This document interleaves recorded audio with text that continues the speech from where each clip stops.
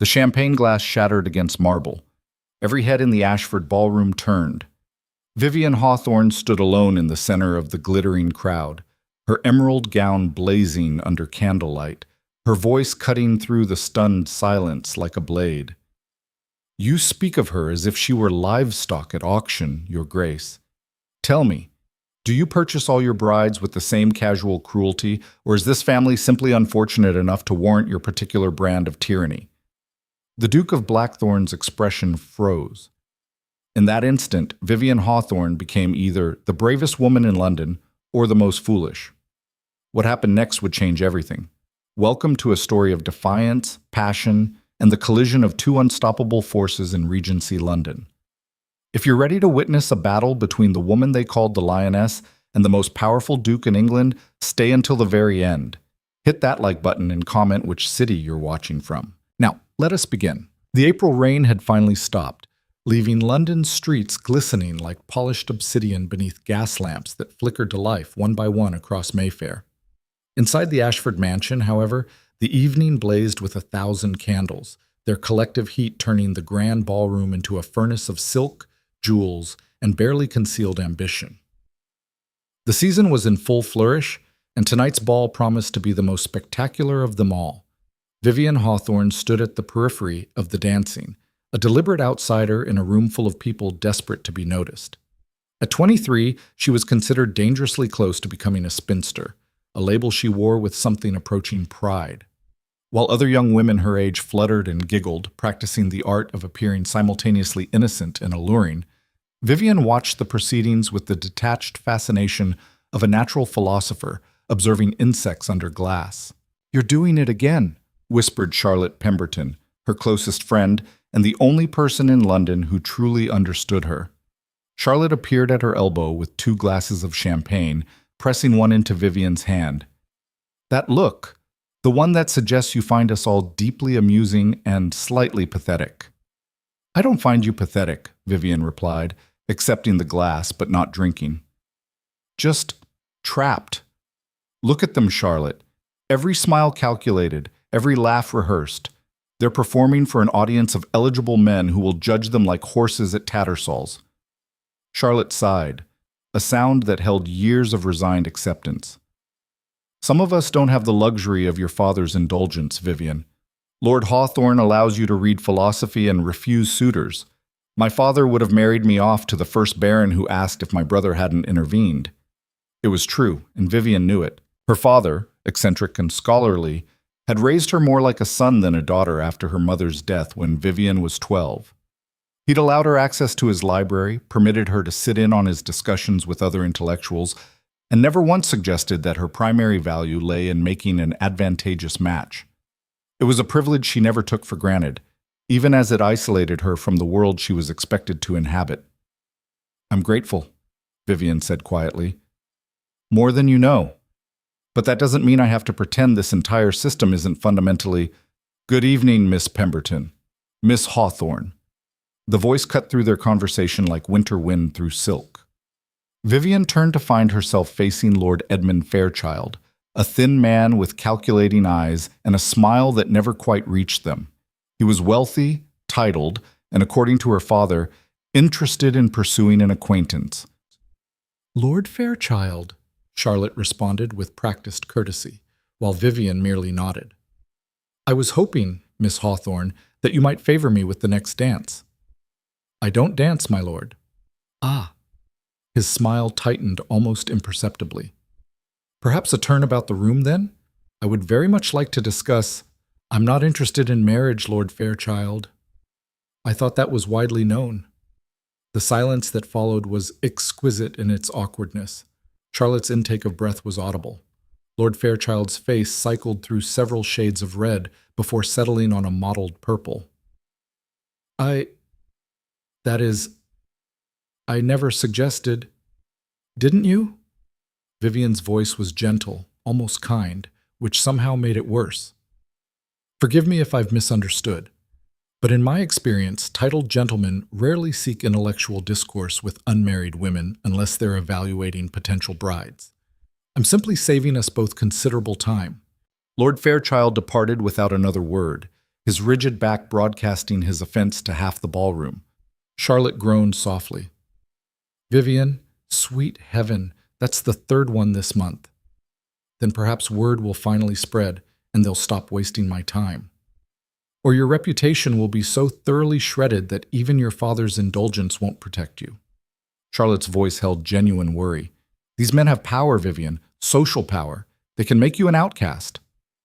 "I'm already an outcast, Charlotte. I simply haven't made it official yet." Before Charlotte could respond, a ripple of attention moved through the crowd like wind across wheat. Conversations died mid-sentence. Dancers stumbled slightly as heads turned toward the entrance. Even the musicians seemed to play more quietly, as if the very air demanded reverence. "He's here," Charlotte whispered, and for the first time that evening, genuine awe colored her voice. Vivian didn't need to ask who. There was only one he who could command such instant, absolute attention. Adrian Blackthorne, the Duke of Blackthorne, stood at the top of the entrance stairs with the bearing of a man who'd never questioned his right to command any room he entered. He was tall, powerfully built in a way that suggested actual physical labor rather than merely riding and fencing. His dark hair was unfashionably slightly too long, touching his collar in a way that should have seemed rakish, but instead suggested he simply didn't care enough about fashion to bother with frequent barbering. His face was all sharp angles and hard lines, a face built for severity, for judgment, for absolute authority. He was, Vivian thought with clinical detachment, objectively handsome in the way a storm is beautiful, impressive, dangerous, and best observed from a safe distance. "They say he's worth over 200,000 a year," Charlotte murmured. "3 estates, controlling interest in half a dozen major commercial ventures, and a seat in the House of Lords that he actually uses. He's only 32, and already there are men twice his age who won't make a political move without consulting him first." "Money and power," Vivian replied quietly. How terribly original. But even she couldn't deny the magnetic quality of his presence. The Duke descended the stairs with measured grace, and the crowd parted before him like water before the prow of a ship. He acknowledged greetings with minimal nods, his expression never shifting from one of cool, distant courtesy. "Is he always so—" Vivian searched for the right word. "Intimidating?" "Yes." Charlotte's eyes followed him with undisguised fascination. "They say he's utterly brilliant, speaks 5 languages, personally manages all his estate's finances, and once stopped a bank panic through sheer force of will and strategic investments. But they also say he's absolutely ruthless. Lord Pemberton told me that when the Duke's factor was caught embezzling, Blackthorne didn't just dismiss him. He personally ensured the man would never find employment anywhere in England again. Legally, perfectly, but thoroughly destroyed him." Vivian felt a chill that had nothing to do with the temperature. "A man who wields power like a weapon. A man who understands that power unused is power wasted," Charlotte corrected. "There's a difference." The Duke made his way through the room with the efficiency of a general surveying troops.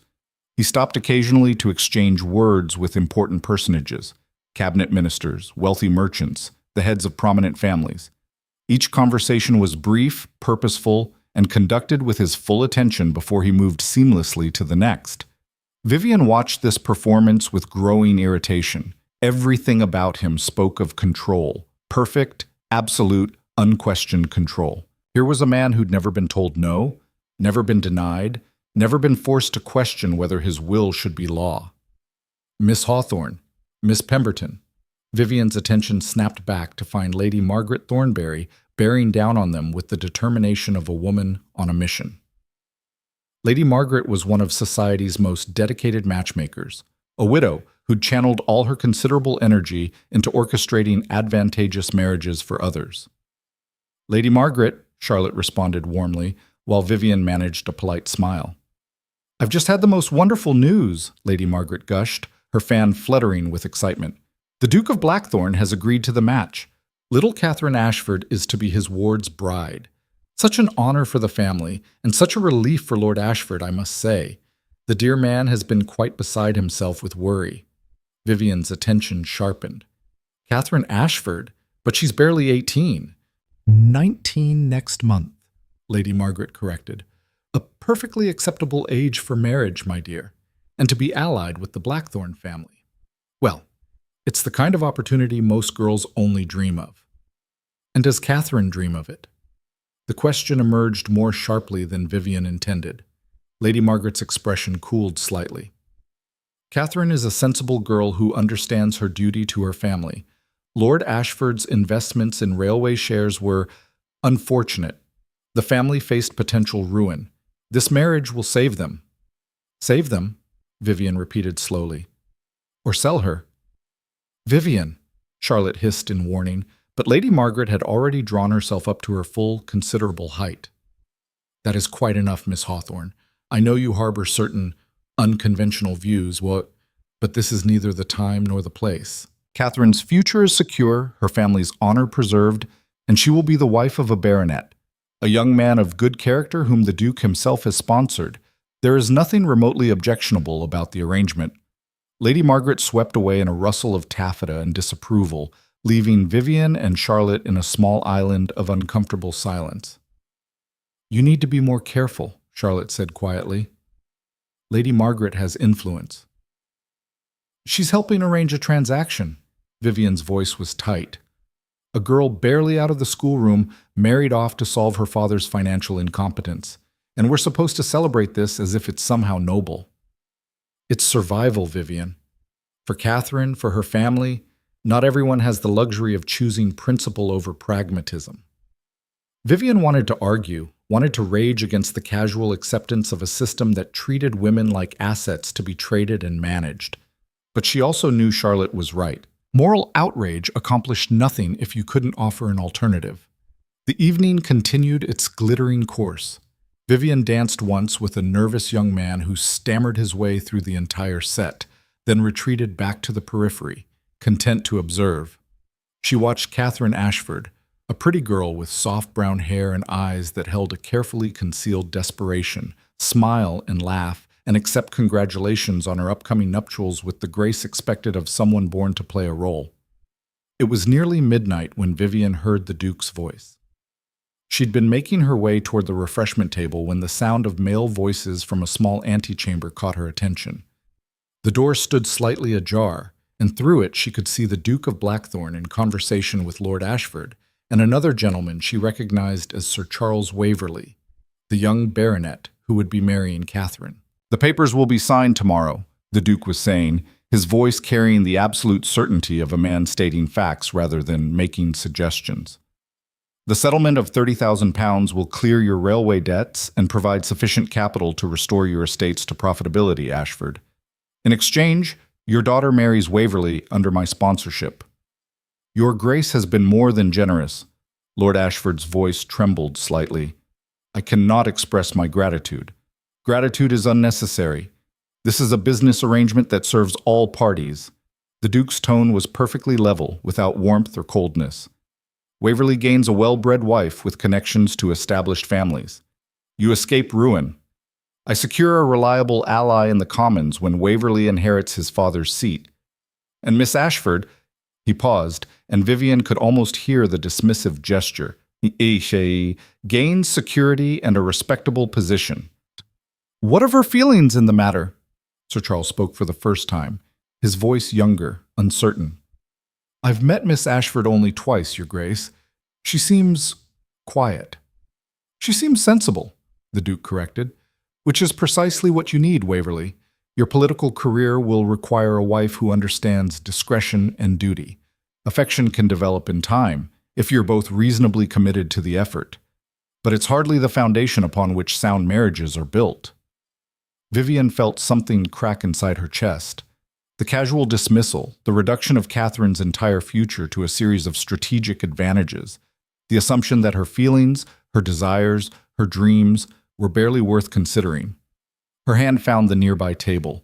Her fingers closed around the stem of a champagne glass. She didn't consciously decide to act. Later, she would wonder if some part of her had simply reached a breaking point, if the accumulated frustration of a lifetime watching women reduced to pawns had finally demanded expression. Vivian walked through the antechamber door. 3 faces turned toward her. Lord Ashford's puzzled, Sir Charles's startled, and the Duke's completely unreadable. She had perhaps 3 seconds before they would dismiss her, usher her out, Remind her that this was a private conversation unsuited to female ears. She threw the champagne directly in the Duke of Blackthorne's face. The liquid splashed across his perfectly arranged cravat, dripped from his jaw, and left dark spots spreading across his immaculate evening coat. For one perfect crystalline moment, time itself seemed to stop. Then Vivian set the empty glass down carefully on a side table, met the Duke's eyes, and smiled, the same polite, social smile she'd been trained to produce since childhood. "Forgive the interruption, gentlemen. I couldn't help overhearing your discussion. It seems, Your Grace, that you've spilled something on your dignity. How careless." The Duke moved with terrifying calm. He produced a handkerchief from his pocket and began methodically wiping champagne from his face and neck. His eyes never left Vivian's. They were gray, she noticed distantly, the color of storm clouds or winter seas. "Miss Hawthorne," his voice was perfectly controlled, "I wasn't aware you were prone to dramatic gestures. I wasn't aware you were prone to purchasing brides like livestock at market." Her voice carried clearly, too clearly. She realized with a start that they'd drawn an audience. The antechamber door was open, and faces were appearing in the doorway, drawn by the commotion. "Tell me, Your Grace, do you personally inspect the goods before arranging payment, or do you trust your factor to ensure adequate quality?" A collective gasp rippled through the gathering crowd. Lord Ashford made a strangled sound. Sir Charles had gone completely pale. But the Duke? The Duke simply continued cleaning champagne from his cravat with methodical precision. "You appear to be laboring under some misapprehension," he said finally. "Perhaps if you—" "I labor under no misapprehension whatsoever," Vivian cut him off, her voice rising. The fear was starting now, cold and sharp in her chest, but anger was stronger. "I heard you quite clearly. £30,000 in exchange for a 19-year-old girl. Strategic advantages, political alliances, everything calculated and measured except the small matter of whether Catherine Ashford might want some say in her own future." "Miss Hawthorne, I really must protest," Lord Ashford began, but Vivian rounded on him with such fury that he actually took a step backward. "You protest? Your daughter is about to be married off to settle your gambling debts. Yes, I know they were railway investments, but let's be honest about what kind of speculation that really was. And you protest. What has Catherine said about this arrangement, Lord Ashford? Did you ask her, or did you simply inform her that she would be marrying a stranger because you were too incompetent to manage your own finances?" The crowd in the doorway had grown. Vivian could see Charlotte pushing through, her face a mask of horror. Lady Margaret looked as if she might actually faint. And there, at the back, was Catherine herself, her face absolutely white, tears streaming silently down her cheeks. "This is outrageous," someone muttered. "Who does she think she is?" "The Hawthorne girl has always been peculiar. Lord Hawthorne lets her read too much, fills her head with dangerous ideas." But Vivian barely heard them. All her attention had focused back on the Duke, who had finished cleaning his cravat and now stood regarding her with an expression of such absolute controlled attention that she felt pinned like a butterfly in a collection box. "Are you quite finished?" he asked quietly. "No." Vivian took a step closer, driven by something reckless and uncontrollable. "Not until every person in this room understands exactly what kind of man you are. You speak of duty and strategy as if they excuse everything. As if because you're wealthy and powerful and have a title that goes back 300 years, you have the right to arrange people's lives like pieces on a chessboard. You look at a young woman and see nothing but an opportunity for alliance. You speak of her feelings as an afterthought, if you consider them at all. And we're all supposed to bow and scrape and be grateful for your attention." She was standing directly in front of him now, close enough to see the small scar above his left eyebrow, close enough to feel the barely controlled tension radiating from his frame. "You," she said, her voice dropping to something just above a whisper, but somehow carrying to every corner of the now silent room, "are a tyrant, well-dressed, well-educated, and well-connected, but a tyrant nonetheless. And I will not bow to you." The silence that followed was absolute. Vivian could hear her own heartbeat thundering in her ears. She'd done it now, crossed a line so completely that there would be no going back. The Duke of Blackthorne's power wasn't just social or financial. He could destroy her father's reputation, ensure she was cut from every invitation list in London, make her a pariah that even her family's friends would avoid. But she'd said what needed saying, and even as fear flooded her system, some part of her felt gloriously, terrifyingly free. The Duke's expression finally shifted. One corner of his mouth curved upward. Not a smile, not exactly, but something more dangerous. Something that suggested he'd just found something unexpectedly interesting. "How remarkable," he said softly. "Tell me, Miss Hawthorne, have you ever considered that your ignorance might be as absolute as your convictions?" Then he turned to Lord Ashford and Sir Charles, who stood frozen like statues. "Gentlemen, we'll continue this discussion tomorrow. I believe the evening has become complicated." He moved past Vivian without another glance, his shoulder brushing hers so briefly she might have imagined it. The crowd parted before him as they always did, and he disappeared into the ballroom proper, leaving chaos in his wake. Vivian stood alone in the antechamber, suddenly aware that every eye was on her. The whispers had started, a tsunami of scandal building around her. Lord Ashford looked murderous. Sir Charles looked confused. And Catherine had vanished, probably taken away by some well-meaning matron. "Vivian?" Charlotte was suddenly beside her, gripping her arm with bruising force. "We need to leave. Now." "I'm not running." "You're not running. You're making a strategic retreat before someone decides to forcibly remove you. Move." Charlotte practically dragged her through the crowd, which parted with a combination of fascination and horror. Vivian caught glimpses of faces she'd known all her life looking at her as if she'd grown a second head. Lady Margaret appeared to be having a genuine medical crisis. And there, near the entrance, standing perfectly still amid the chaos, was the Duke of Blackthorne, watching her with those storm-gray eyes. He inclined his head fractionally, an acknowledgement of what? Her audacity? Her foolishness? Then he turned away, and Vivian found herself being bundled into her cloak and practically pushed out into the night. The rain had started again. Vivian stood on the steps of the Ashford mansion while Charlotte frantically summoned their carriage, letting the cold drops soak through her hair and run down her face. Mixing with tears, she only now realized she was crying. "What have I done?" she whispered. Charlotte's laugh was half sob. "Started a war with the most powerful man in England. What on earth were you thinking?" "I was thinking," Vivian said slowly, watching the rain create rivers in the cobblestones, "that someone needed to tell him the truth." "The truth?"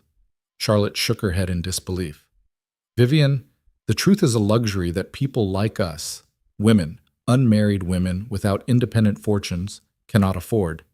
You just threw it in the face of a man who could crush you without even trying particularly hard." "I know." You know, and you did it anyway." "Yes." Their carriage arrived. As they climbed inside and the driver pulled away from the curb, Vivian looked back at the glittering windows of the Ashford mansion. The ball continued, she realized. Whatever scandal she'd created, the evening's entertainment would go on. Tomorrow's gossip would be savage. Her social death would be dissected over breakfast tables across Mayfair. But somewhere in that house, Catherine Ashford might be crying, or she might be feeling something like hope. The knowledge that at least one person had spoken for her, even foolishly, even futilely. "Promise me something," Charlotte said quietly as the carriage rattled through dark streets. "Promise me that whatever happens next, you'll be careful. The Duke isn't some pompous lord you can dismiss with a clever word. He's dangerous, Vivian, really dangerous." Vivian thought about those gray eyes, that small, dangerous, almost smile. "I know," she said again. "But Charlotte, so am I." The carriage carried them home through the rain-soaked London night, leaving behind a scandal that would be talked about for weeks, and a confrontation that had only just begun. End of part 1. The morning after the Ashford ball arrived with all the subtlety of an executioner's blade, Vivian woke to find her father standing beside her bed, holding 3 separate scandal sheets, his face carved from stone. "Tell me," Lord Hawthorne said quietly, "that what I'm reading is somehow exaggerated." Vivian sat up slowly, pushing tangled hair from her face. Through her window, she could see gray dawn light struggling through London's perpetual coal smoke. Her head throbbed, Whether from champagne or the aftermath of adrenaline, she couldn't tell. What are they saying? Her father read from the top sheet, his voice carefully neutral. The lioness attacks. Miss V.H. creates unprecedented scene at Ashford Ball. Assaults Duke of Blackthorne. He looked up. Assaults, Vivian. They're calling it an assault. I threw champagne at him. Hardly the same as... In the eyes of society, you publicly humiliated the most powerful peer in England. Her father set the papers down with deliberate care. 3 families have already sent regrets for next week's dinner. Lady Helmsworth's footman delivered a note rescinding your invitation to her garden party, and Lord Pemberton, Charlotte's own brother, sent word that while he holds you in great personal esteem, he cannot be seen to endorse such shocking behavior. The words landed like physical blows. Vivian had known there would be consequences, but hearing them catalogued so precisely made them horrifyingly real. I'm sorry, Father. I know this reflects poorly on you. I don't give a damn how it reflects on me. The sharp edge in his voice made her look up. What I care about is that you've made an enemy of a man who could destroy us both without breaking stride. Adrian Blackthorne doesn't forgive insults, Vivian. He doesn't forget them either. Whatever point you thought you were making last night, he was arranging Catherine Ashford's life like she was a piece of furniture being moved from one room to another. Vivian's own voice rose to match her father's. Talking about her feelings as if they were barely worth consideration. Someone had to what? Defend her honor? Save her from a marriage that will provide security for her entire family? Lord Hawthorne began pacing, a sure sign of agitation. Vivian, I've raised you to think independently. I've encouraged your education, supported your unconventional views. But there's a difference between questioning society's rules in private conversation and declaring war on them in public. Is there? Vivian climbed out of bed, wrapping a dressing gown around herself. Because it seems to me that private questioning changes nothing. It just makes us feel better about a system we're too comfortable to actually challenge. And public rebellion? Her father stopped pacing, turned to face her directly. What does that change except your own circumstances? For the worse? It was a fair question, and Vivian didn't have a good answer. In the cold light of morning, with the reality of social exile becoming clear, her grand gesture seemed less like courage and more like self-destructive impulse. I don't know, she admitted quietly. But I couldn't just stand there and listen to him reduce a young woman's entire future to a business transaction. I couldn't, Father. Some of the hardness left Lord Hawthorne's expression. He crossed to her, placed both hands on her shoulders. I know. That's exactly why I'm afraid for you. Your conscience is stronger than your sense of self-preservation, and in this world, that's a dangerous imbalance. A knock at the door interrupted them. Their butler, Greaves, appeared with the particular expression that suggested something even more disturbing than scandal sheets had arrived. My lord, Miss Vivian, the Duke of Blackthorne's coach is at the door. His Grace requests... No, forgive me. His Grace has sent word that he will be calling upon Miss Hawthorne at 11 o'clock this morning. That is in approximately 2 hours. The silence that followed was profound. Vivian felt her father's hands tighten on her shoulders. Did he, Lord Hawthorne said carefully, indicate the purpose of this call? No, my lord. The message was quite brief, simply that he would be calling and that Miss Hawthorne's presence would be appreciated. Appreciated. The word choice was almost funny in its understatement. A duke didn't request. He commanded with the polite fiction of courtesy. Send word that we'll receive him, Lord Hawthorne said finally. Greaves bowed and retreated, closing the door with a soft click that somehow sounded like a cell door locking. Father! No. He held up one hand. We'll receive him because refusing would be both futile and insulting. You've already humiliated the man once. I won't compound the offense by suggesting his presence isn't welcome in our home. But what does he want? I imagine, her father said grimly, we're about to find out exactly what price he intends to extract for last night's spectacle. The next 2 hours passed in a blur of frantic preparation. Vivian's maid dressed her in a morning gown of dark blue merino wool, conservative, modest, and deliberately unremarkable. Her hair was arranged in a simple style that suggested respectability rather than fashion. She looked, she thought critically, like a governess preparing for an interview. Perhaps that was appropriate. By the time Greaves announced the Duke of Blackthorne's arrival at precisely 11 o'clock, Vivian's hands were shaking. She clasped them together tightly, determined not to show fear. The Duke entered their drawing room with the same controlled grace she remembered from the ball, though now in daylight she could see details she'd missed. The scar above his eyebrow, the way his dark hair, despite obvious attempts at order, insisted on slight disorder. The lines at the corners of his eyes that suggested either frequent squinting or a capacity for laughter that his public persona didn't reveal. He was dressed impeccably in a dark coat and buff trousers, but there was something slightly worn about his appearance. Not shabby, but suggesting these were working clothes rather than fashion statements. His boots showed signs of actual use. His cravat, though perfectly tied, was simpler than what most lords would wear for a social call. "Your Grace," Lord Hawthorne said, bowing with exactly the degree of respect due to a duke, "you honor our home." "Lord Hawthorne, Miss Hawthorne." The Duke's gray eyes swept over Vivian once, assessing, before returning to her father. "Thank you for receiving me. I wonder if I might speak with your daughter, privately." The request, command, landed like a stone in still water. Private conversations between unmarried women and unrelated men were scandalous enough under normal circumstances. "After last night, I'm not sure that would be entirely appropriate," Lord Hawthorne began carefully. "I'm not sure," the Duke replied with perfect courtesy, "that appropriateness is our primary concern at the moment. Your daughter and I have certain matters to discuss. I give you my word as a gentleman that no harm will come to her reputation, or at least no more harm than has already been inflicted." The barb was delivered with surgical precision. Vivian felt anger flare in her chest, burning away some of the fear. "I'll speak with him, Father." "Vivian, it's fine. His Grace has traveled all this way. The least I can do is hear what he has to say." She met the Duke's eyes directly, refusing to look away. "I'm not afraid of him." Something flickered in those gray depths, amusement perhaps, or acknowledgement of the lie. "I'll be in the library," Lord Hawthorne said finally, "with the door open." "Acceptable," the Duke agreed. Her father left, though not without a final warning glance at Vivian. The door remained ajar, providing the barest pretense of propriety. Vivian remained standing, refusing to sit first and cede any ground in this encounter. For a long moment, neither of them spoke. The Duke studied her with the same intense attention she'd felt last night, as if she were a problem requiring careful analysis. Vivian forced herself to meet his gaze steadily, though her heart hammered against her ribs. "You're angry," he said finally. It wasn't a question.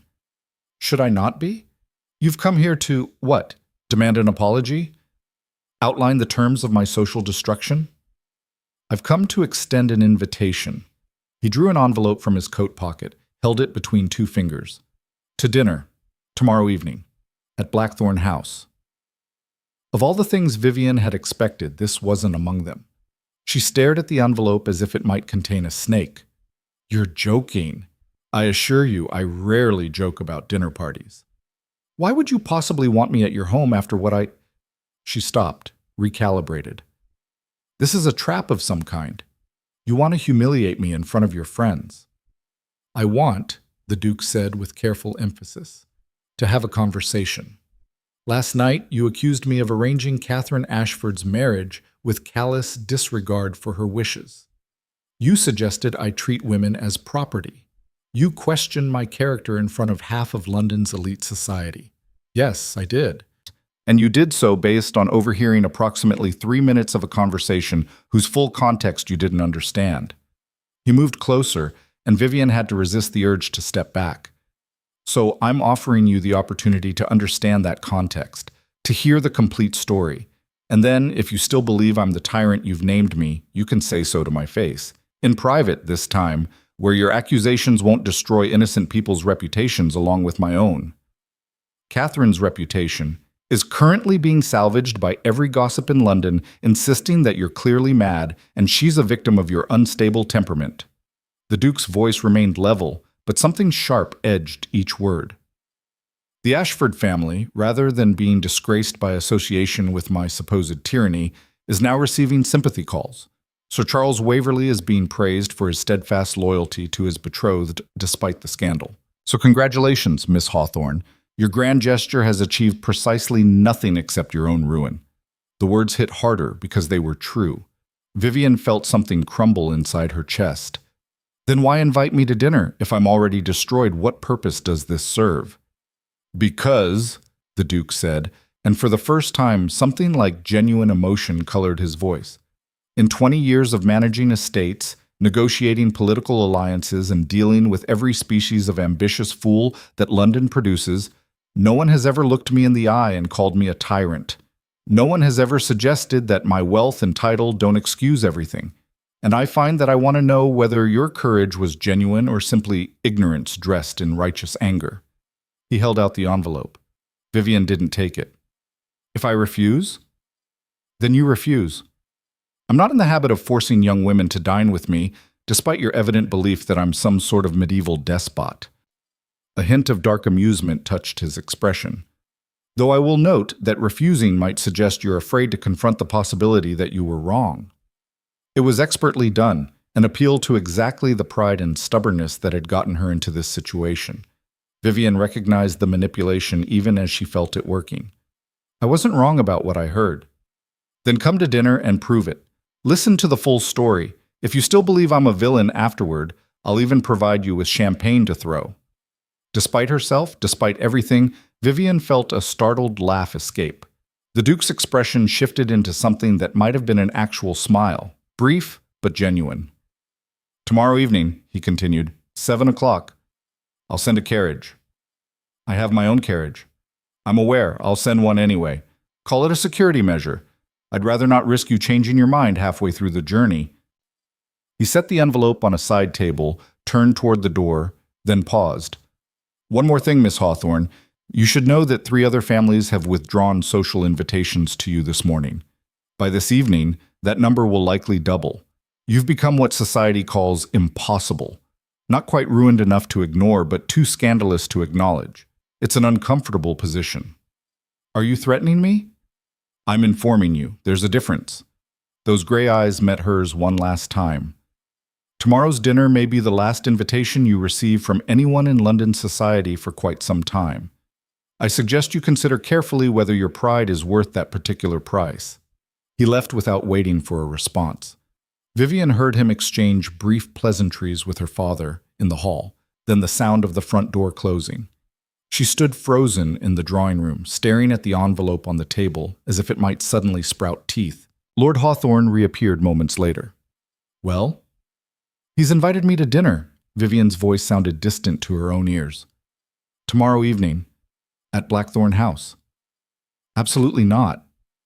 "Father, Vivian, the man could do anything. Make you agree to a public apology, force you to recant your accusations, use the private setting to... He couldn't quite bring himself to articulate the darker possibilities, but they hung in the air between them. "He won't." Vivian surprised herself with the certainty in her voice. "Whatever else the Duke of Blackthorne might be, he's not that kind of man." "How can you possibly know that?" "Because if he wanted to simply destroy me, he wouldn't need to invite me to dinner first. He could do it with a few words in the right ears." She picked up the envelope, turned it over in her hands. The seal was simple, just the Blackthorne crest in dark blue wax. "He wants something else." "What?" "I don't know yet, but I'm going to find out." And Charlotte arrived an hour later, having apparently bribed one of her brother's footmen to bring her despite Lord Pemberton's official disapproval. She burst into Vivian's bedroom like a force of nature, dismissed the maid with a gesture, and threw herself into a chair. "You look terrible." "Good morning to you too." "Don't good morning me. The entire city is talking about nothing else. Lady Helmsworth told my mother that you've clearly inherited some sort of madness from your mother's side. Lord Fairchild is making dark suggestions about women who read too much philosophy, and the betting books at White's have odds on whether you'll be completely ostracized by the end of the week or merely mostly ostracized." Vivian felt something twist in her chest. "What are the odds?" 3-1 on complete ostracism. Charlotte's attempt at levity failed. "Oh, Vivian, what are you going to do?" "Have dinner with the Duke of Blackthorne, apparently."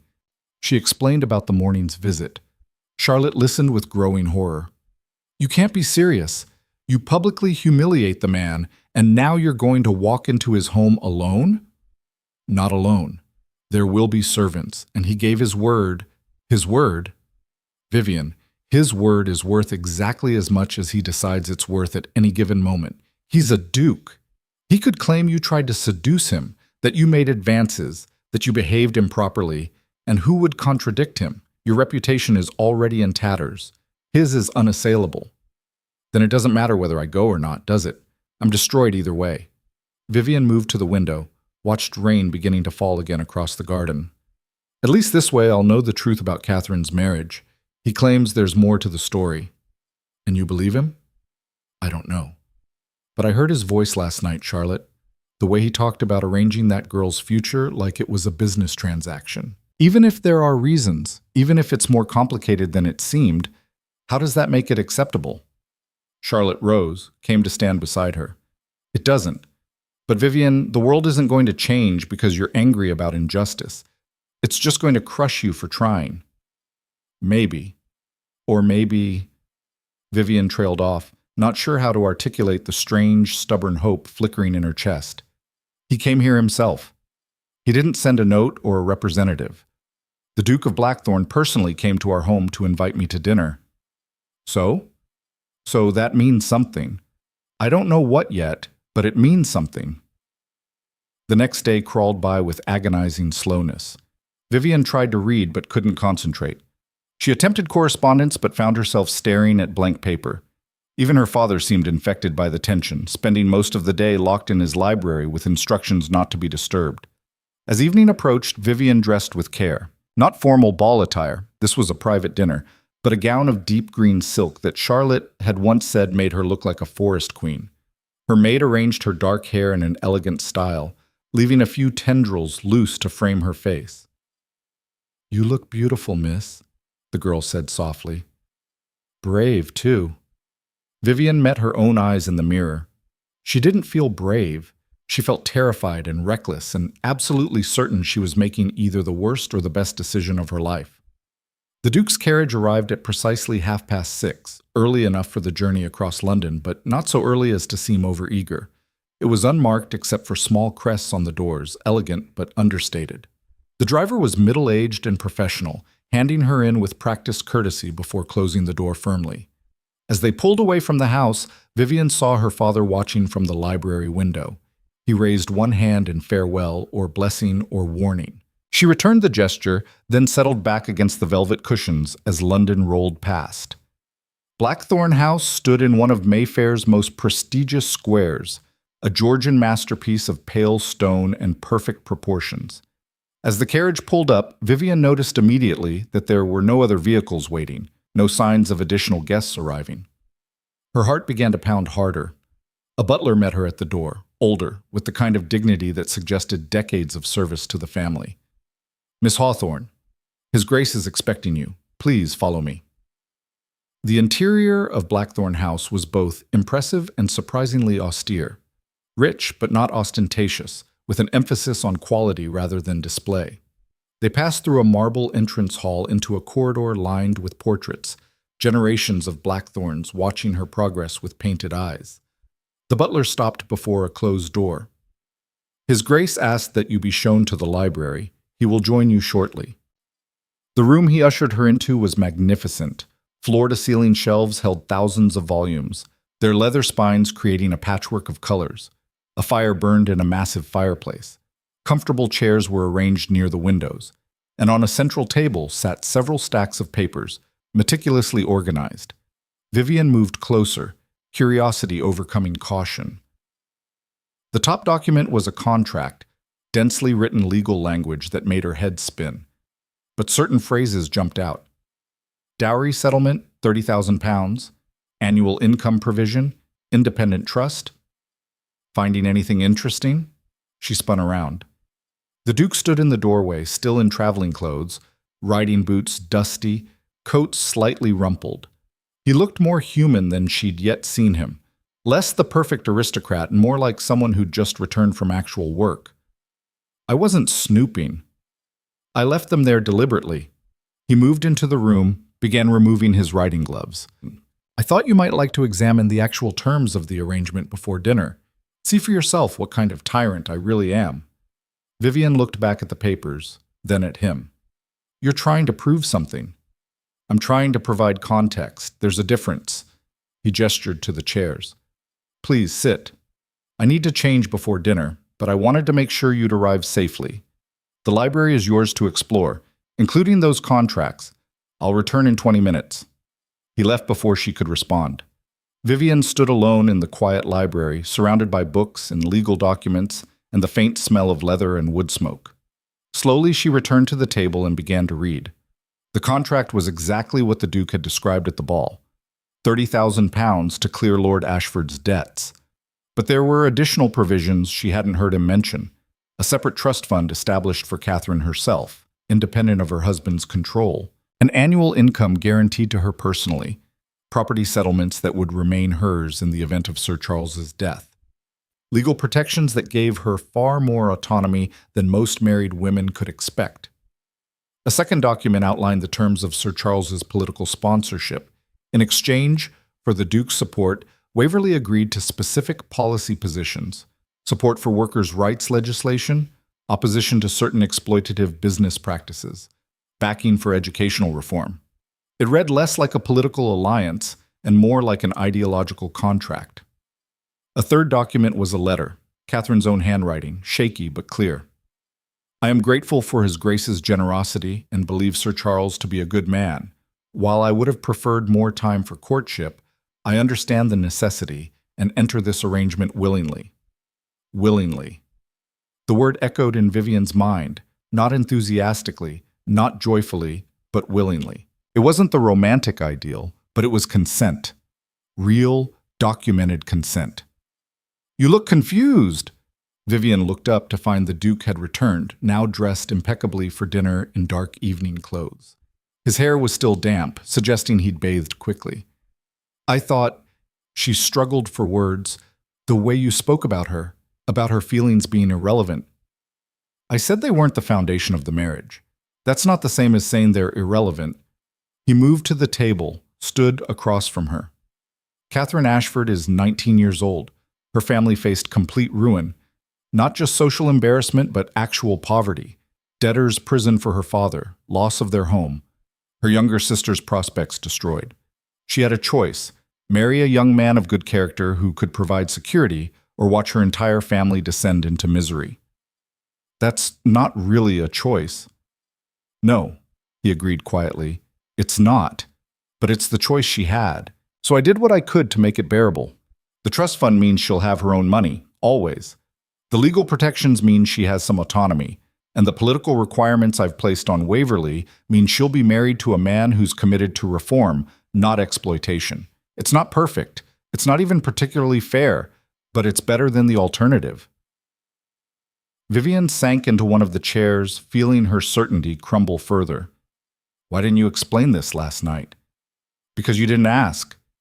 You heard 3 minutes of conversation, made assumptions based on your convictions, and attacked."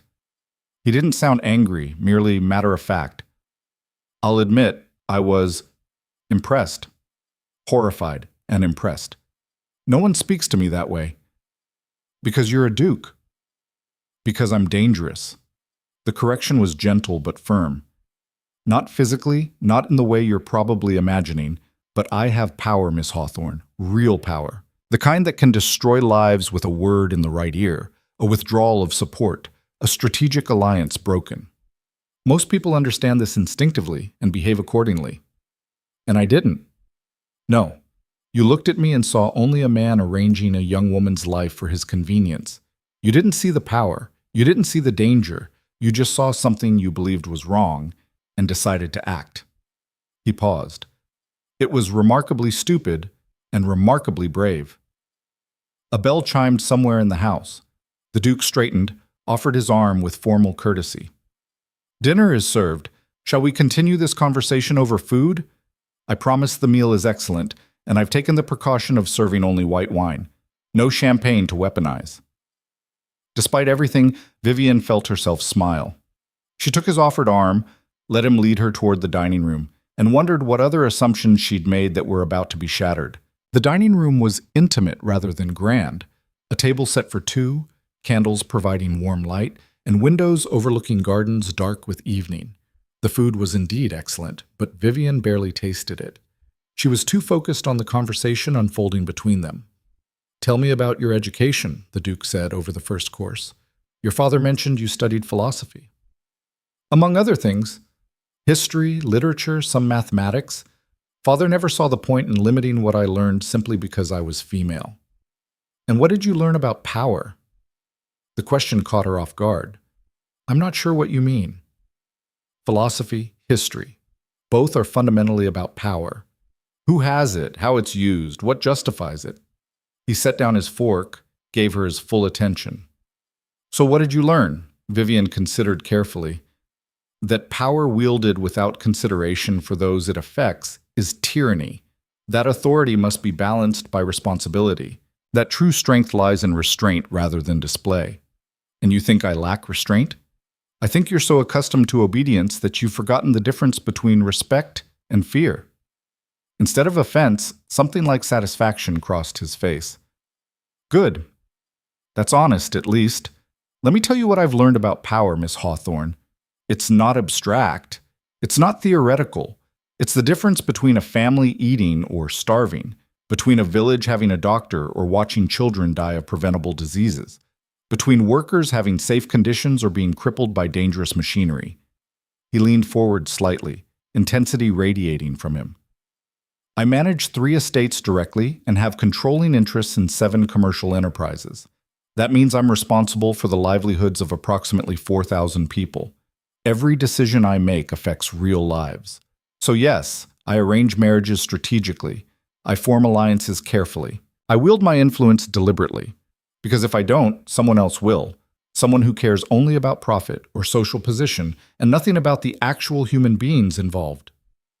"That sounds lonely," Vivian said quietly. The observation seemed to surprise him. For a moment, his careful control slipped, revealing something raw beneath. "It is," he admitted, "profoundly so. Do you know what it's like to enter a room and watch every person calculate how they might use you? To have every conversation weighted with hidden agendas? To wonder if anyone would speak to you honestly if you weren't a duke? Is that why you invited me? Because I was honest? I invited you because you were reckless enough to attack me publicly despite having no protection, no power, and no reasonable expectation of surviving the encounter." His smile was wry. "And because I wanted to understand what kind of person does that. What kind of person values principle over survival. A foolish one, apparently, or a brave one. I haven't decided yet." They continued through dinner, conversation flowing from philosophy to politics to literature. Vivian found herself defending positions she'd never articulated, challenged by someone who actually listened rather than simply waited for his turn to speak. The Duke was brilliant, there was no denying that. But there was also a loneliness in him that resonated with her own isolation. It was only when they'd moved to a small sitting room for coffee that he finally asked the question she'd been dreading. "What happens now, Miss Hawthorne? You've seen the contracts, you know the full story.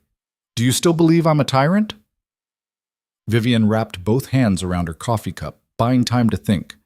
"I believe you operate within a system that treats people, especially women, as assets rather than individuals. You may be better than most, kinder than many, but you're still fundamentally arranging lives to serve your purposes.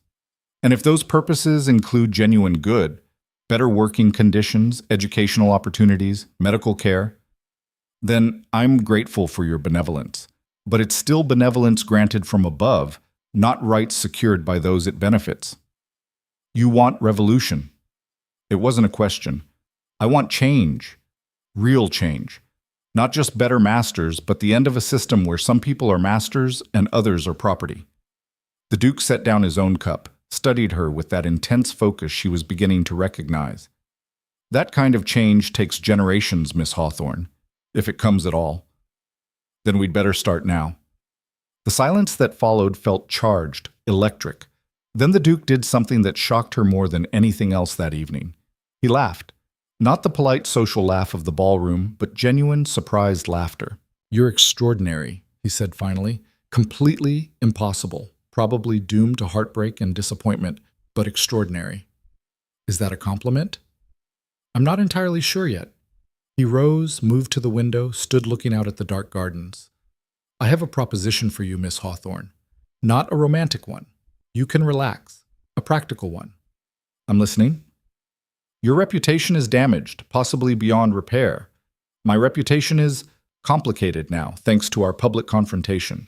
Society expects me to either crush you completely or ignore you entirely. What if we did neither? What do you mean? He turned to face her, and in the candlelight his expression was difficult to read. What if I began courting you? Openly, deliberately, scandalously. It would shock society, yes, but it would also force them to reconsider their assumptions about both of us. You would regain some social standing, not as the madwoman who attacked a duke, but as the woman who somehow captured his interest. And you would have someone who argues with you? Vivian supplied. I would have someone who treats me like a man rather than a title. His voice was quiet, but intense. Someone who isn't afraid to tell me when I'm wrong. Someone who might actually help me use this power I have for something beyond mere preservation of wealth and status. That's insane. Yes, probably, but no more insane than throwing champagne at a duke because you overheard a conversation you didn't fully understand. Vivian stood, moved to face him directly.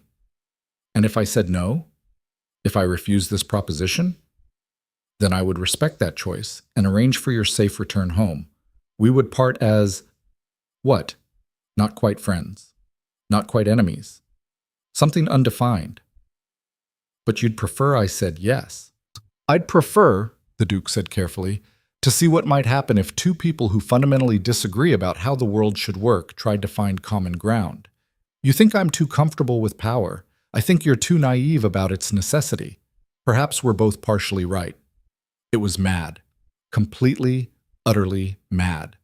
Accept courtship from a man she'd publicly humiliated, who represented everything she'd spent her life resenting, who could destroy her with a word if he chose. But there was something in his eyes, a loneliness that matched her own, a hunger for genuine connection, and beneath it all something like respect. I need time to think, she said finally. Of course. I'll have the carriage brought around.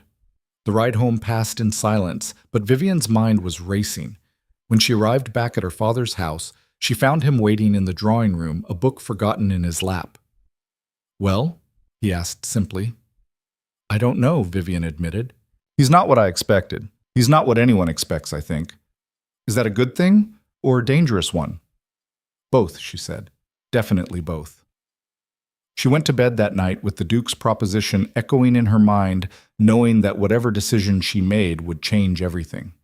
In the morning, she would have to choose, safe obscurity or dangerous possibility. But tonight, for the first time since the Ashford ball, she felt something like hope stirring in her chest, alongside the fear. The Duke of Blackthorne had looked at her, really looked, and seen someone worth taking a risk for. Now she had to decide if he was worth the same risk in return. The morning light found Vivian at her writing desk, staring at blank paper that seemed to mock her paralysis. 3 times she'd started a response to the Duke's proposition. 3 times she'd torn the paper into progressively smaller pieces, watching them scatter across the floor like snow. A knock interrupted her 4th attempt. "Charlotte's here," her father called through the door.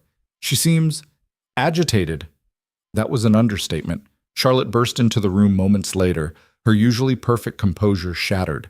Her hair was hastily arranged, her dress buttoned crookedly, and her eyes blazed with something between fury and panic. "Tell me you didn't accept," she said without preamble. "Tell me you had the sense to refuse whatever insane proposal he made." Vivian set down her pen slowly.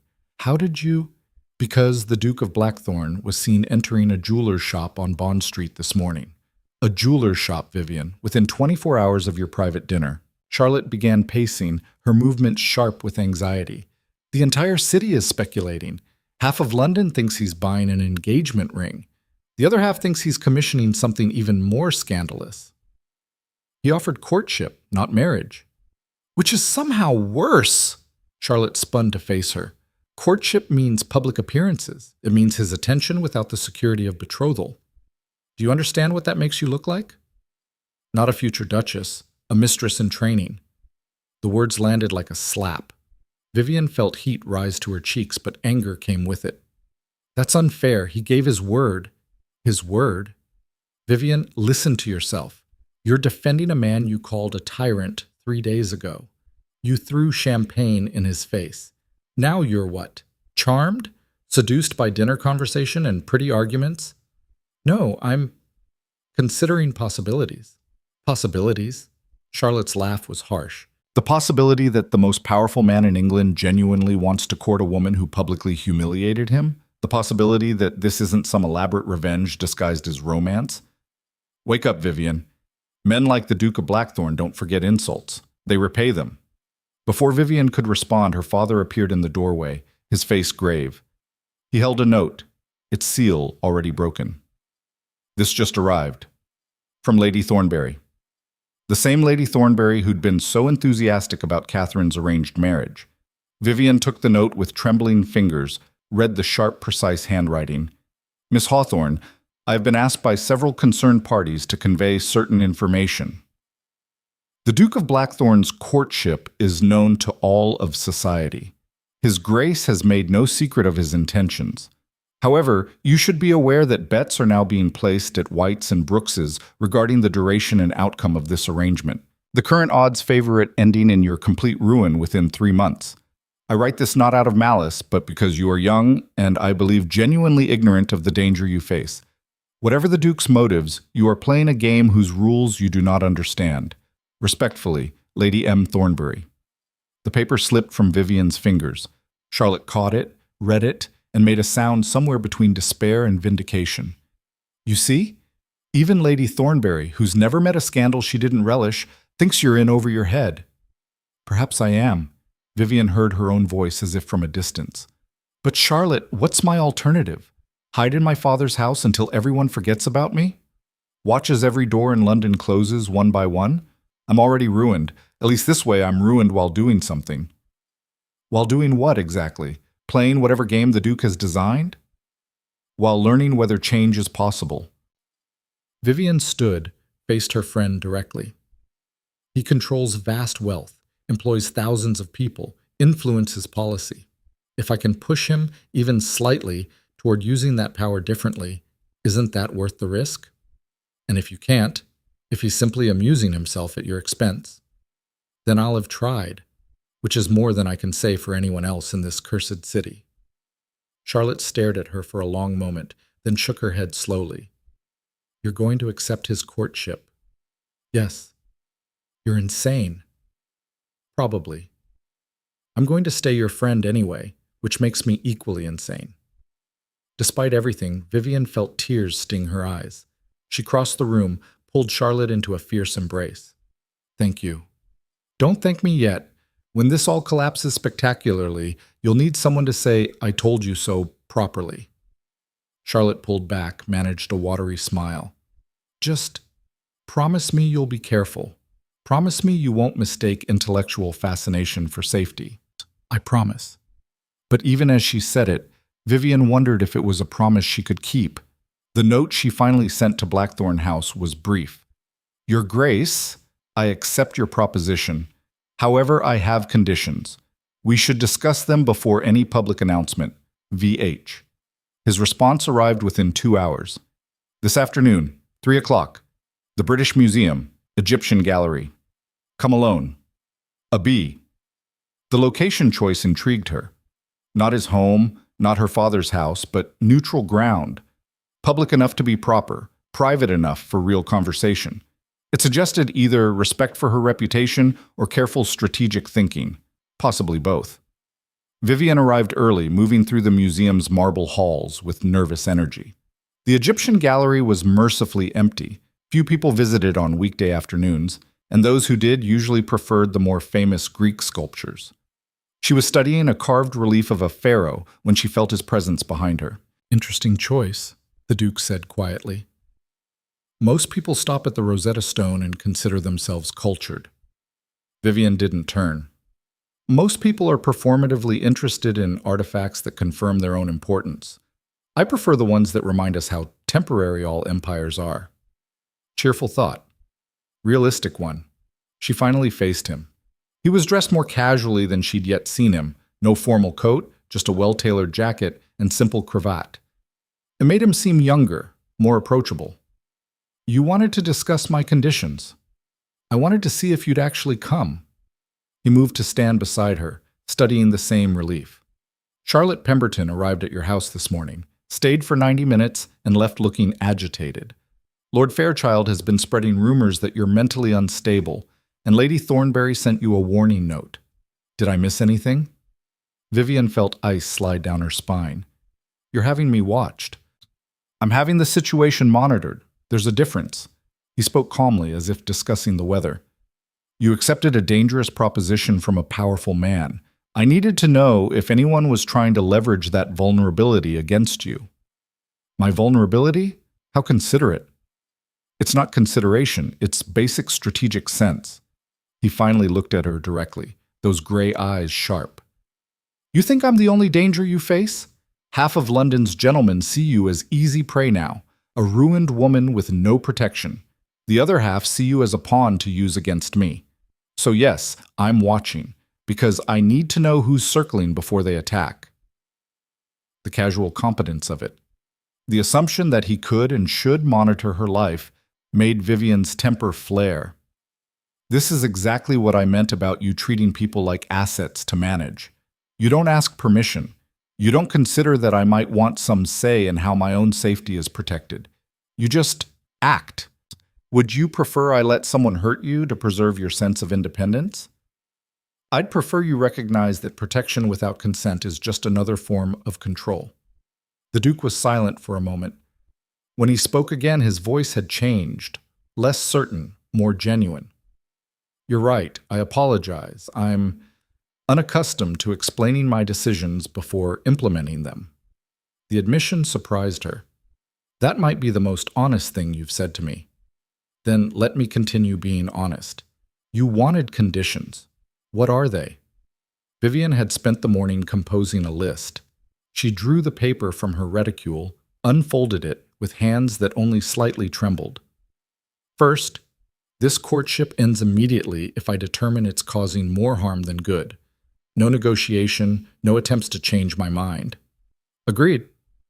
Second, you will introduce me to the actual work you do, not just dinners and social calls. I want to see the estates, meet the workers, understand how your decisions affect real lives. A flicker of something, surprise, approval, crossed his face. Agreed, though I warn you, estate management is far less romantic than you might imagine. I'm not looking for romance, I'm looking for education. She continued reading. Third, you will seriously consider any suggestions I make regarding worker welfare, educational opportunities, or policy reform. You don't have to implement them, but you will genuinely consider them. That's a significant concession. That's the price of my participation. He studied her for a long moment, then nodded slowly. Agreed, on one condition of my own. Which is? Honesty. Complete, unflinching honesty between us.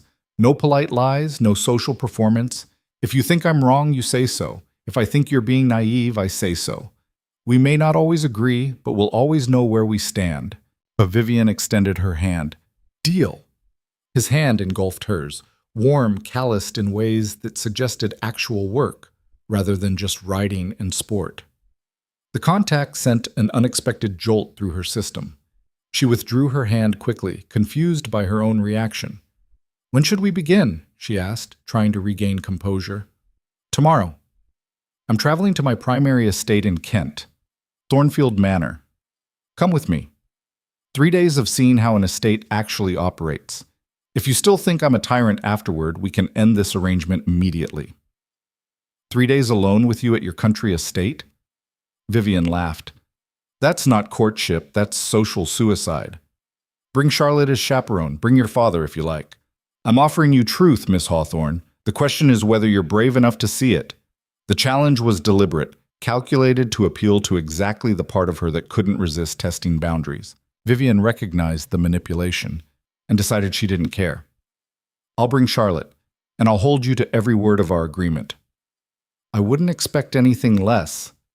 They parted at the museum entrance. Vivian watching as his carriage pulled away before summoning her own. Only when she was safely inside did she allow herself to truly consider what she'd agreed to. 3 days at his estate. 3 days of seeing behind the carefully constructed public image. 3 days that would either prove her instincts right or reveal exactly how thoroughly she'd misjudged him. Charlotte, predictably, was horrified. Kent? For 3 days? Vivian, that's not courtship. That's an elopement in everything but name.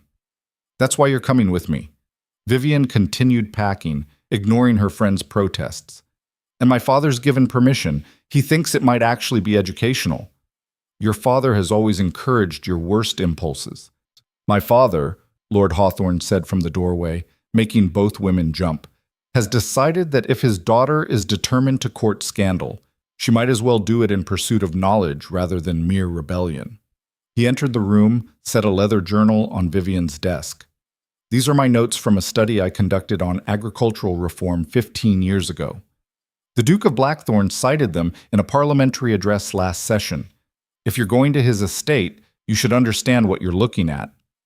Vivian opened the journal, saw page after page of dense observations about crop rotation, tenant welfare, and economic sustainability. You never mentioned this. You never asked. You were too busy being angry about aristocratic power to wonder if some aristocrats might be trying to use it responsibly. Her father's tone was gentle. The Duke isn't your enemy, Vivian. He may not be your ally either, but he's more complex than your philosophy professors would have you believe. The journey to Kent the next morning was surreal. Charlotte sat across from Vivian in the Duke's carriage, maintaining a steady stream of nervous commentary. The Duke himself rode alongside on a magnificent black horse, occasionally pulling ahead to check the road, then falling back to pace the carriage. He rides well, Charlotte observed grudgingly. I'll give him that. Charlotte, I'm just saying, most aristocrats can barely stay in the saddle, but look at him. He actually handles the horse like he knows what he's doing. Vivian tried not to look, tried, and failed. The Duke did ride beautifully, with an easy confidence that suggested years of practice.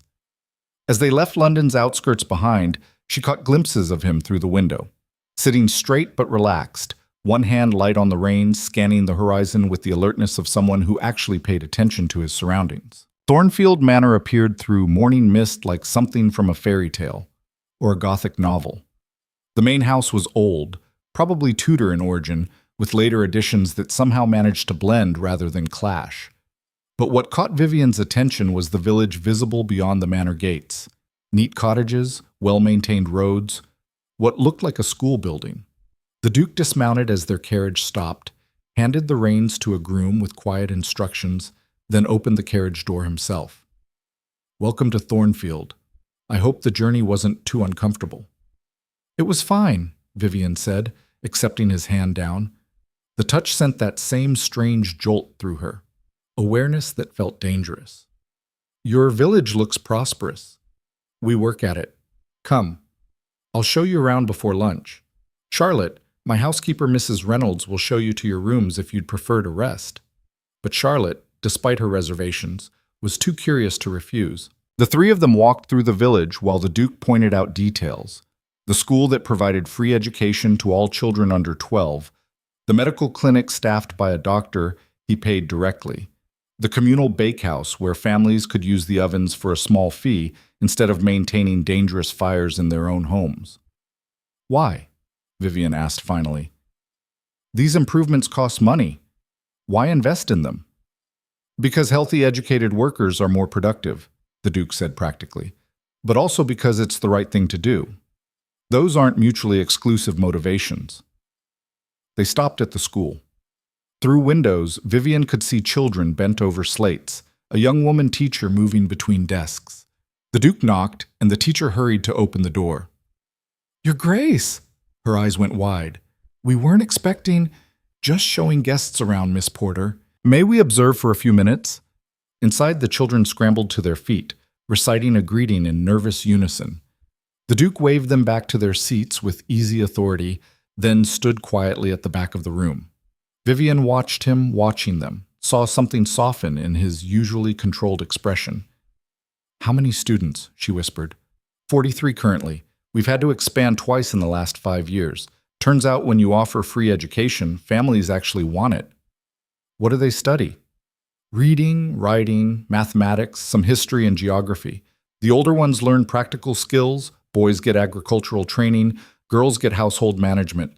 It's not perfect, but it's more than most villages offer. A small girl raised her hand tentatively. Your Grace? May I ask a question? The Duke nodded, and Vivian watched his expression transform into something approaching gentleness. Of course, Mary. My mum says you've been to foreign countries. Is it true they speak different words there? Very true. In France, for example, they say bonjour instead of good morning. Would you like to learn some French words? The girl's face lit up. For the next 10 minutes, the Duke of Blackthorne, one of England's most powerful peers, taught a room full of village children basic French greetings. They repeated after him with varying success, giggling at their own mistakes, completely unafraid of his title or authority. When they finally left, Charlotte was quiet. Vivian knew that look. Her friend was recalibrating assumptions. That wasn't what I expected, Charlotte admitted. No, the Duke agreed. Most people expect either squalor or servile gratitude. The truth is more complicated. These families work hard, and I try to ensure that work translates into decent lives. It's not charity, it's basic reciprocal responsibility. Lunch was served in a smaller dining room that somehow felt more personal than the grand formal spaces. The conversation flowed easily, too easily, Vivian thought with growing unease. She was supposed to be evaluating him critically, maintaining emotional distance. Instead, she found herself genuinely engaged, asking questions that had nothing to do with her original agenda. What made you implement these reforms? She asked over soup. Most landowners don't bother. My father. The Duke's expression closed slightly. He was traditional, believed in hierarchy as ordained order. Workers should know their place, accept their station, be grateful for whatever wages they received.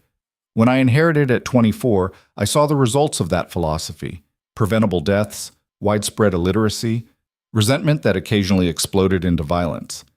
He set down his spoon with careful precision. I realized I had a choice. I could maintain the system through force and fear, or I could try something different. The reforms weren't altruistic. They were pragmatic. Happy workers are productive workers. Educated communities are stable communities. It's basic long-term thinking. But you care, Vivian said quietly. I saw your face in that schoolroom. You weren't calculating productivity returns. You were proud of them. The Duke met her eyes, and for a moment his careful control slipped completely. Yes, I care. Is that such a surprise? It contradicts everything you said at the Ashford ball, about marriages being strategic transactions, about feelings being secondary to duty. No, it doesn't. He leaned forward slightly. Those children are my responsibility, but they're not my family. I can care about their welfare while being realistic about what's achievable. Marriage is different. It's permanent, legally binding, and affects multiple families. It requires strategy precisely because it's so important. Or maybe, Vivian countered, it requires strategy because you're afraid of what might happen if you let feelings guide decisions. The silence that followed was charged. Charlotte suddenly became very interested in her soup. The Duke's expression was unreadable. Perhaps you're right, he said finally. Or perhaps you romanticize emotion because you've never had to make decisions where other people's survival depends on you being right. It was a fair hit, and Vivian knew it. Before she could respond, a servant entered, one of the grooms, his face pale. Your Grace, I apologize for the interruption, but there's been an accident at the North Field. Thomas Harper's been injured. The doctor's been sent for, but the Duke was on his feet before the man finished speaking. How bad? Crushed leg, Your Grace, wagon wheel. He's conscious, but in considerable pain. Show me. He was already moving toward the door, then paused to look back at Vivian and Charlotte. You should stay here. This won't be pleasant. I'm coming, Vivian said, rising. Miss Hawthorne, you wanted me to see the reality of estate management. This is reality, isn't it? For a moment she thought he'd refuse. Then he nodded curtly. Keep up. I won't slow down for sensibilities. They nearly ran through the village, following the groom toward fields where workers had gathered in a worried cluster. As they approached, the crowd parted, revealing a man lying on the ground. his leg bent at an angle that made Vivian's stomach turn. Another man knelt beside him, holding his hand while tears streamed down both their faces. The Duke dropped to his knees in the mud without hesitation, began examining the injury with careful hands. "Thomas, can you hear me?" "Yes, Your Grace." The injured man's voice was tight with pain. "I'm sorry, I wasn't paying attention, and the wheel doesn't matter now. We need to stabilize this before the doctor arrives. Someone bring me 2 straight boards and cloth for binding." For the next 20 minutes, Vivian watched the Duke of Blackthorne work with the efficiency of someone who'd done this before. He immobilized the leg, gave calm instructions, kept Thomas talking to prevent shock.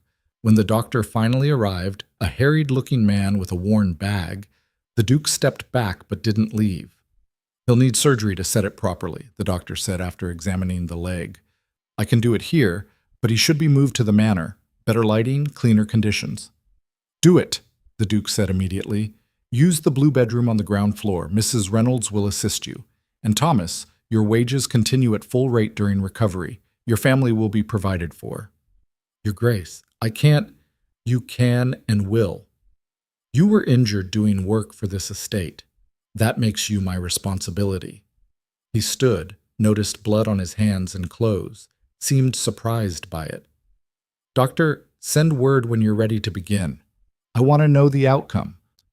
As they walked back toward the manor, Vivian saw how the workers watched him, not with fear or even gratitude exactly, but with something like trust, as if they knew that when crisis came, he would actually show up. "You've done that before," she said quietly. "Stabilized injuries. Every landowner should know basic medical care. You can't always wait for doctors in rural areas." He glanced at his bloodied hands with distaste.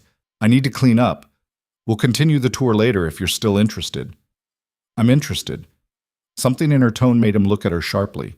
For a moment they stood in the middle of the muddy path, workers streaming past them, and Vivian felt something shift between them, an acknowledgement of complexity, of contradictions that couldn't be easily resolved. "You're not what I expected either," he said softly. "What did you expect?"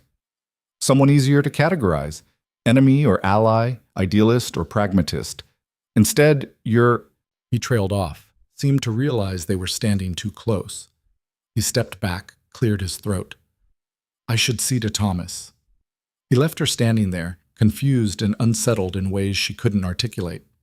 That evening, after dinner, the Duke invited them to his study.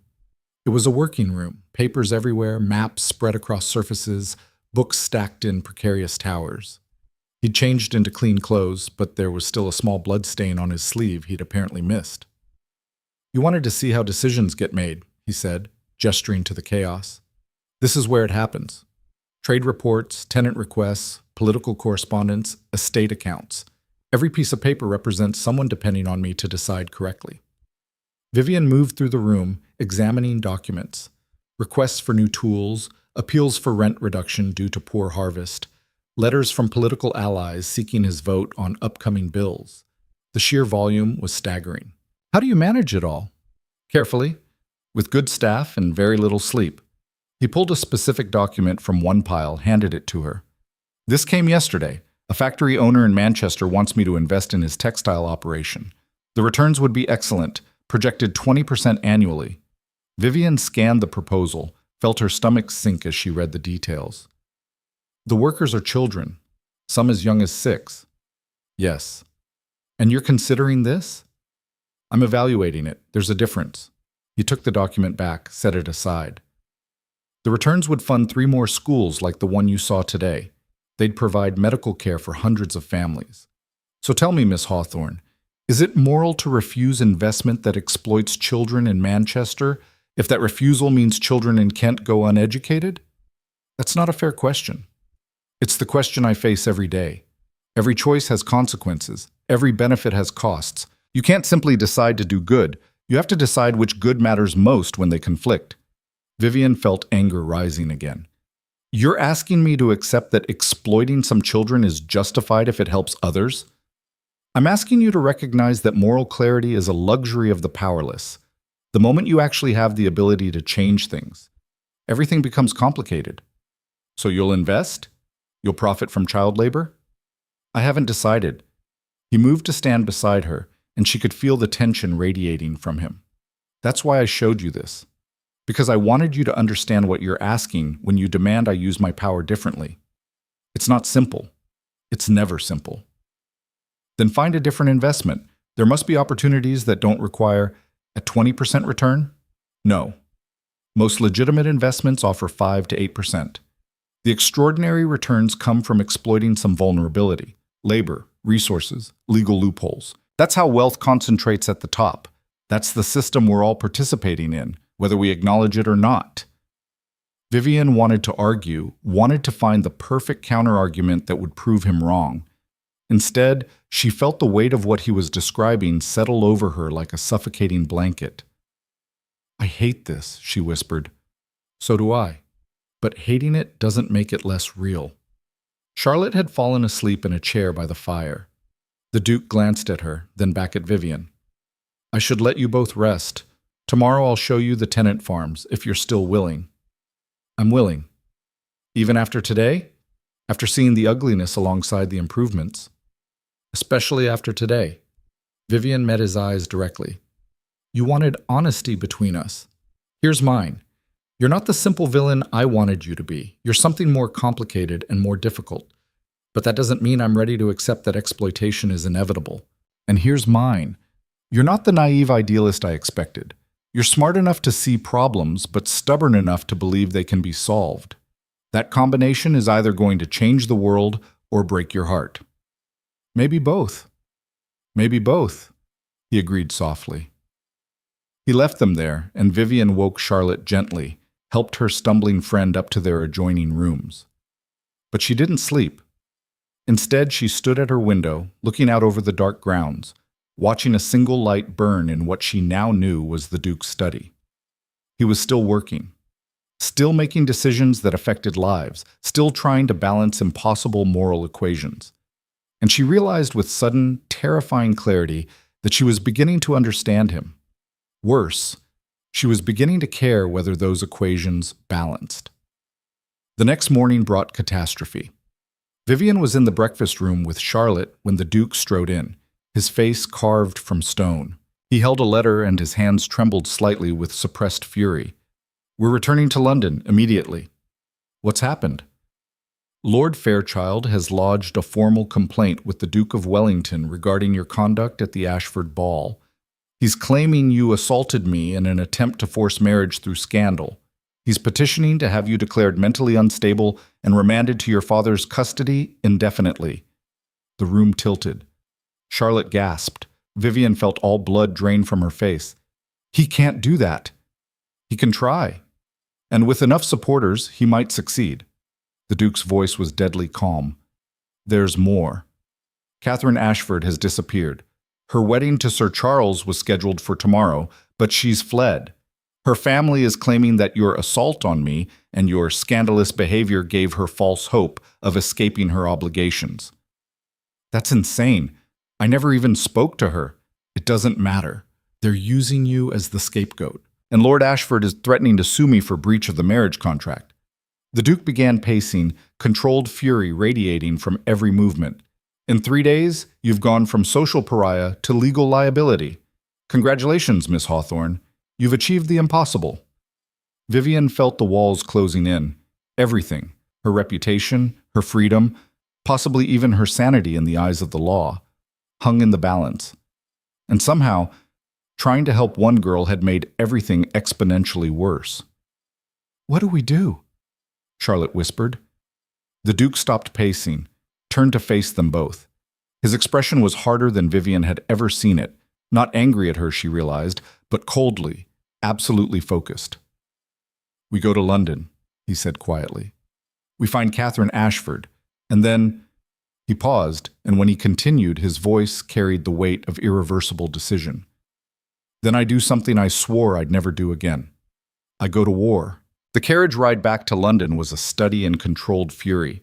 The Duke sat across from Vivian and Charlotte, his posture rigid, reading and rereading the documents that detailed the catastrophe unfolding in their absence.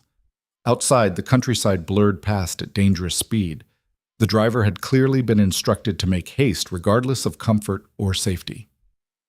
"There has to be something we can do," Charlotte said for the third time, her voice edged with desperation. "Someone who can speak on Vivian's behalf, someone with enough influence to counter Lord Fairchild's accusations." "Lord Fairchild isn't the problem." The Duke didn't look up from the papers.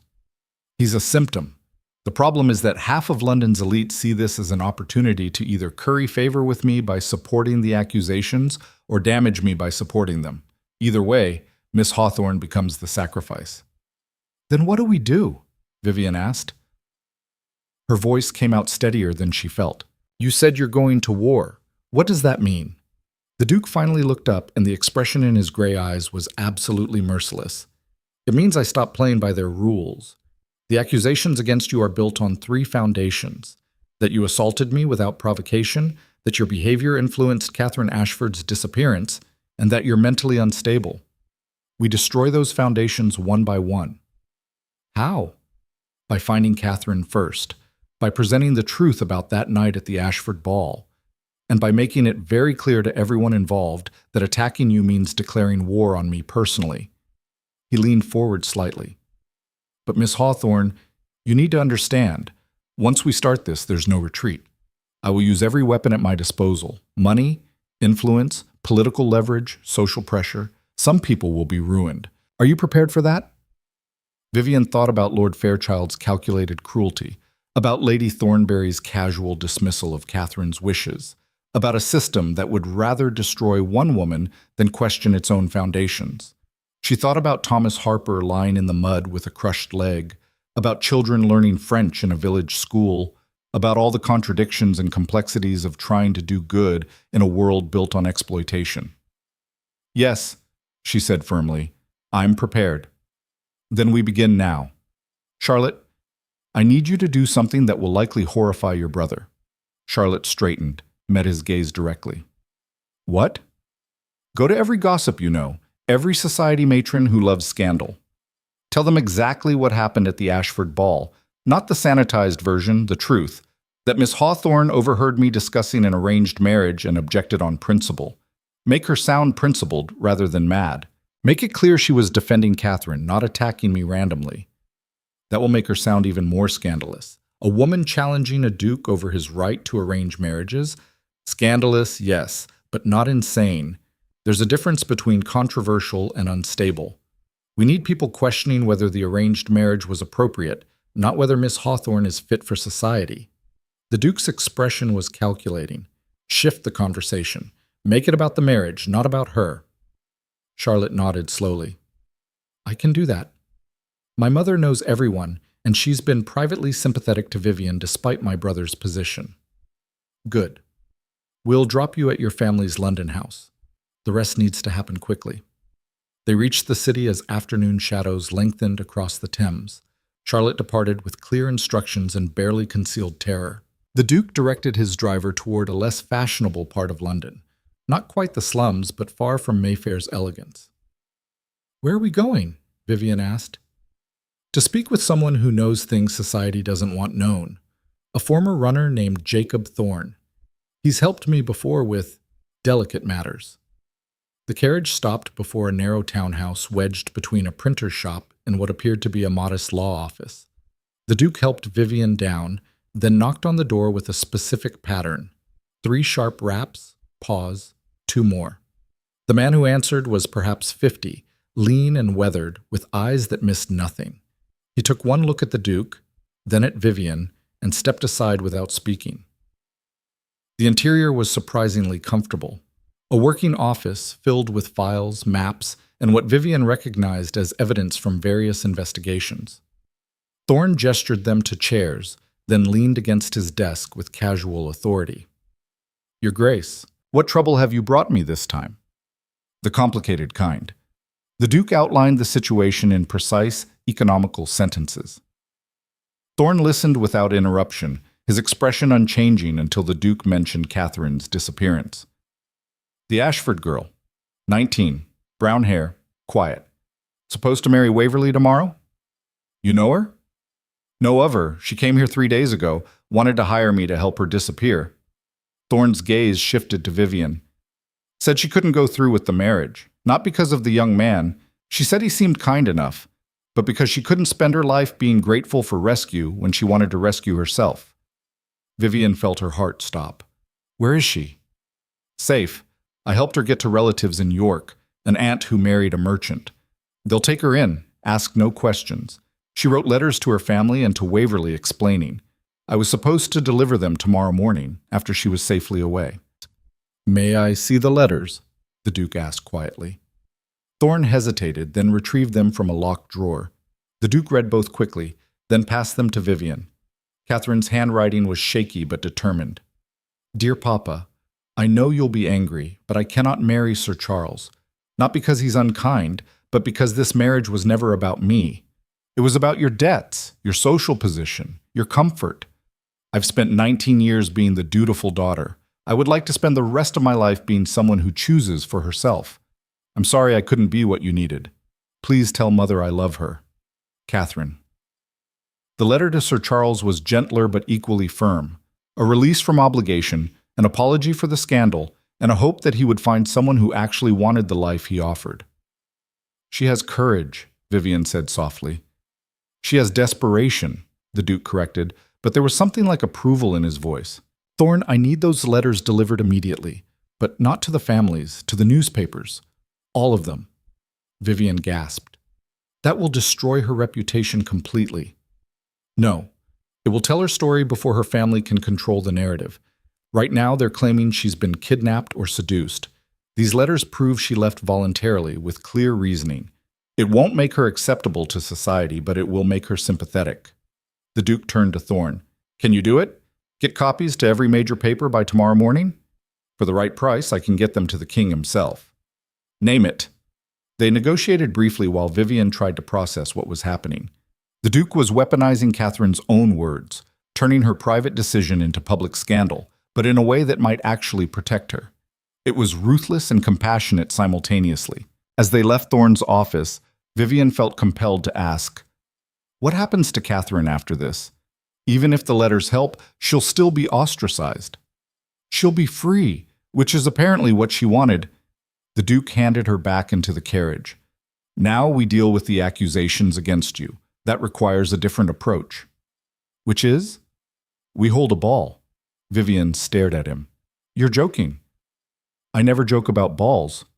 His expression was utterly serious. Tomorrow night, at Blackthorne House, I'll invite every important family in London, and you will attend as my officially acknowledged partner in courtship. That's insane. No one will come. They'll refuse the invitation out of solidarity with Lord Fairchild or fear of association with me. Some will refuse, but enough will come. Curiosity alone will ensure that. And those who come will see you conducting yourself with perfect propriety. They'll see me treating you with respect and regard. They'll see that the Duke of Blackthorne doesn't believe you're unstable or dangerous. He paused. It won't erase the scandal, but it will create doubt about the accusations, and doubt is all we need. It was a gamble built on his social power, the assumption that his position was strong enough to force society to reconsider their judgments. Vivian recognized the arrogance inherent in the plan, even as she acknowledged its potential effectiveness. And if it fails, if no one comes or they come only to mock, then we've lost nothing we hadn't already lost. But Miss Hawthorne, his voice softened slightly, I don't fail at social warfare. It's one of the few things I'm genuinely exceptional at. They spent the rest of the day in furious preparation. The Duke's staff transformed Blackthorne House into a venue fit for the season's most important event. Invitations were hand-delivered to every major household with instructions that responses were expected within hours. And Vivian was measured, fitted, and dressed by the most expensive modiste in London, a woman who arrived with obvious reluctance but left with a dress commission that would keep her shop running for months. Lord Hawthorne appeared at Blackthorne House that evening, summoned by urgent message. He listened to the plan with increasing alarm. Adrian, this could backfire spectacularly. If people refuse to come, or worse, come only to create more scandal, then I'll deal with them individually afterward. But they won't. The Duke spoke with absolute certainty. I've spent years building political and economic relationships. Most of these families owe me favors, debts, or consideration. I'm calling them all in simultaneously. They'll come. And you're willing to spend that much accumulated goodwill on my daughter's reputation? The Duke glanced at Vivian, who was studying the ballroom layout with Charlotte. His expression was unreadable. Apparently so. That night, Vivian barely slept. She lay in the guest room the Duke had assigned her, listening to the house settling around her, and tried to understand what was happening. The man she'd called a tyrant less than a week ago was now orchestrating an elaborate social campaign to save her from ruin. He was risking his own standing, spending political capital, and publicly aligning himself with a woman society had deemed impossible. Why? The question haunted her through the dark hours. Was it pride? Refusal to let others dictate who he could associate with? Was it strategy, using her as a symbol of his independence from social pressure? Or was it something more complicated, more genuine? She thought about his face in the village school teaching children French, about his hand stabilizing Thomas Harper's broken leg, about the way he'd described the impossible moral equations of power with something like genuine anguish. He was exactly what she'd accused him of being, a man who wielded power with calculation and purpose. But he was also something she hadn't expected, a man who genuinely seemed to care about the consequences of that power. The next morning arrived with newspapers that changed everything. Catherine's letters appeared on the front pages of 3 major publications, accompanied by editorial commentary that ranged from sympathetic to scandalized. The Times took a particularly interesting angle. Miss Ashford's flight raises uncomfortable questions about the practice of arranged marriages among our aristocracy. While tradition has long sanctioned such arrangements, one must ask, what future awaits a society that treats its daughters as bargaining chips? The young lady's letter demonstrates not madness, but conviction, a desire for self-determination that, while inconvenient to family interests, can hardly be called unreasonable. We suggest that those quick to condemn Miss Ashford's choice examine their own complicity in a system that left her no alternative but flight. Charlotte arrived mid-morning with intelligence from the gossip networks. "It's working," she said breathlessly. "People are arguing about arranged marriages instead of about Vivian's mental state. Lady Pembroke actually said at breakfast that perhaps Miss Ashford had a point. And my brother, Lord Pemberton, told my father that he's reconsidering his support for Lord Fairchild's petition."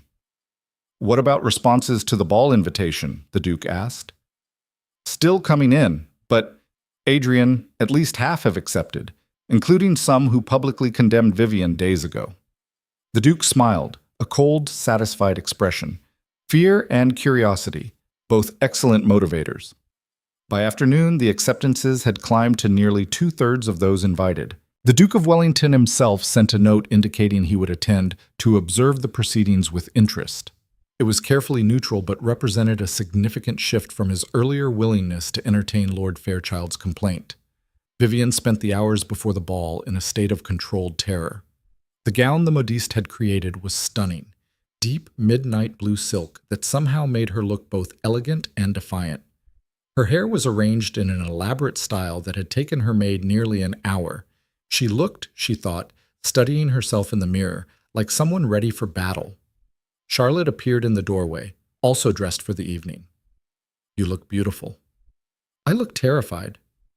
"That too, but beautifully terrified." Charlotte crossed to her, took her hands. "Vivian, whatever happens tonight, you've already done something remarkable. You questioned a system everyone else accepts. You made people think. That matters, even if this all falls apart." "Does it? If I'm declared unstable and locked away, will it matter that I made people think?" "Yes, because you'll have shown that questioning authority doesn't require perfection. It just requires courage." Charlotte squeezed her hands. "And you're the bravest person I know." The Duke sent word through a servant. The guests were beginning to arrive.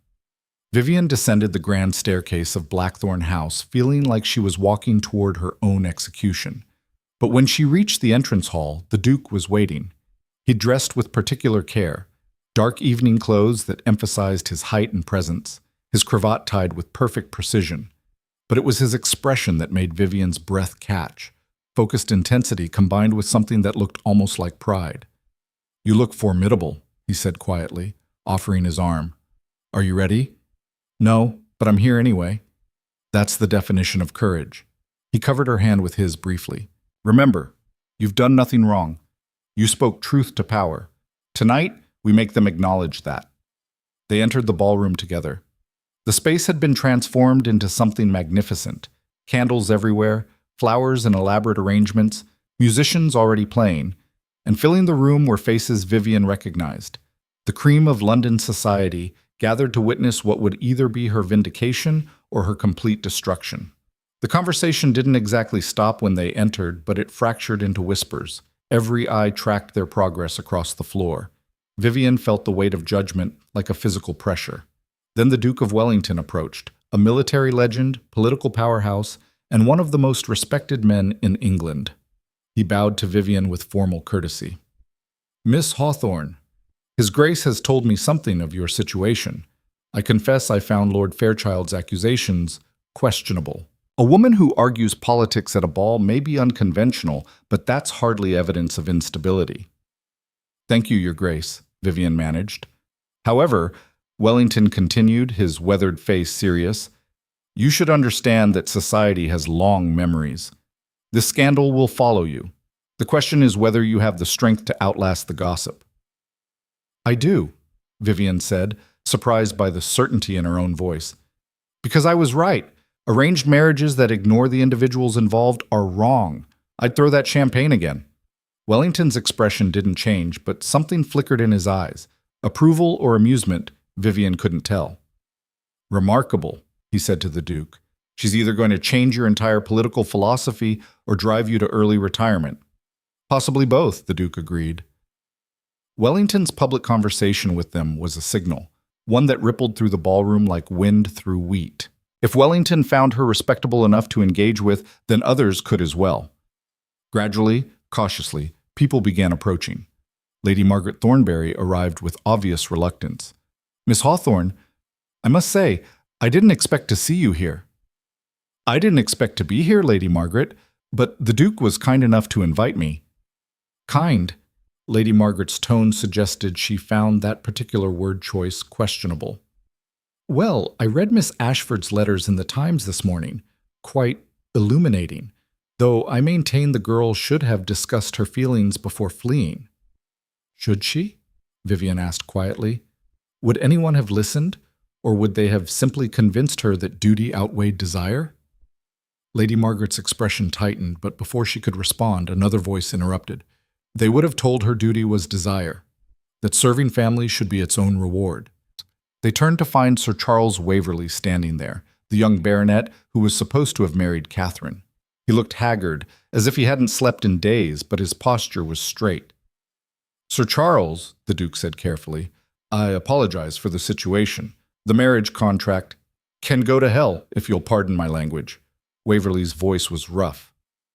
I read Catherine's letter, the one she sent me specifically, not the edited version in the papers. She was kind about it, kinder than I deserved, but she made clear that marrying me would have felt like imprisonment, no matter how comfortable the cell. He turned to Vivian, and she saw genuine pain in his expression. Miss Hawthorne, I owe you an apology. When you challenged His Grace at the ball, I thought you were being dramatic, performatively outraged over something you didn't understand.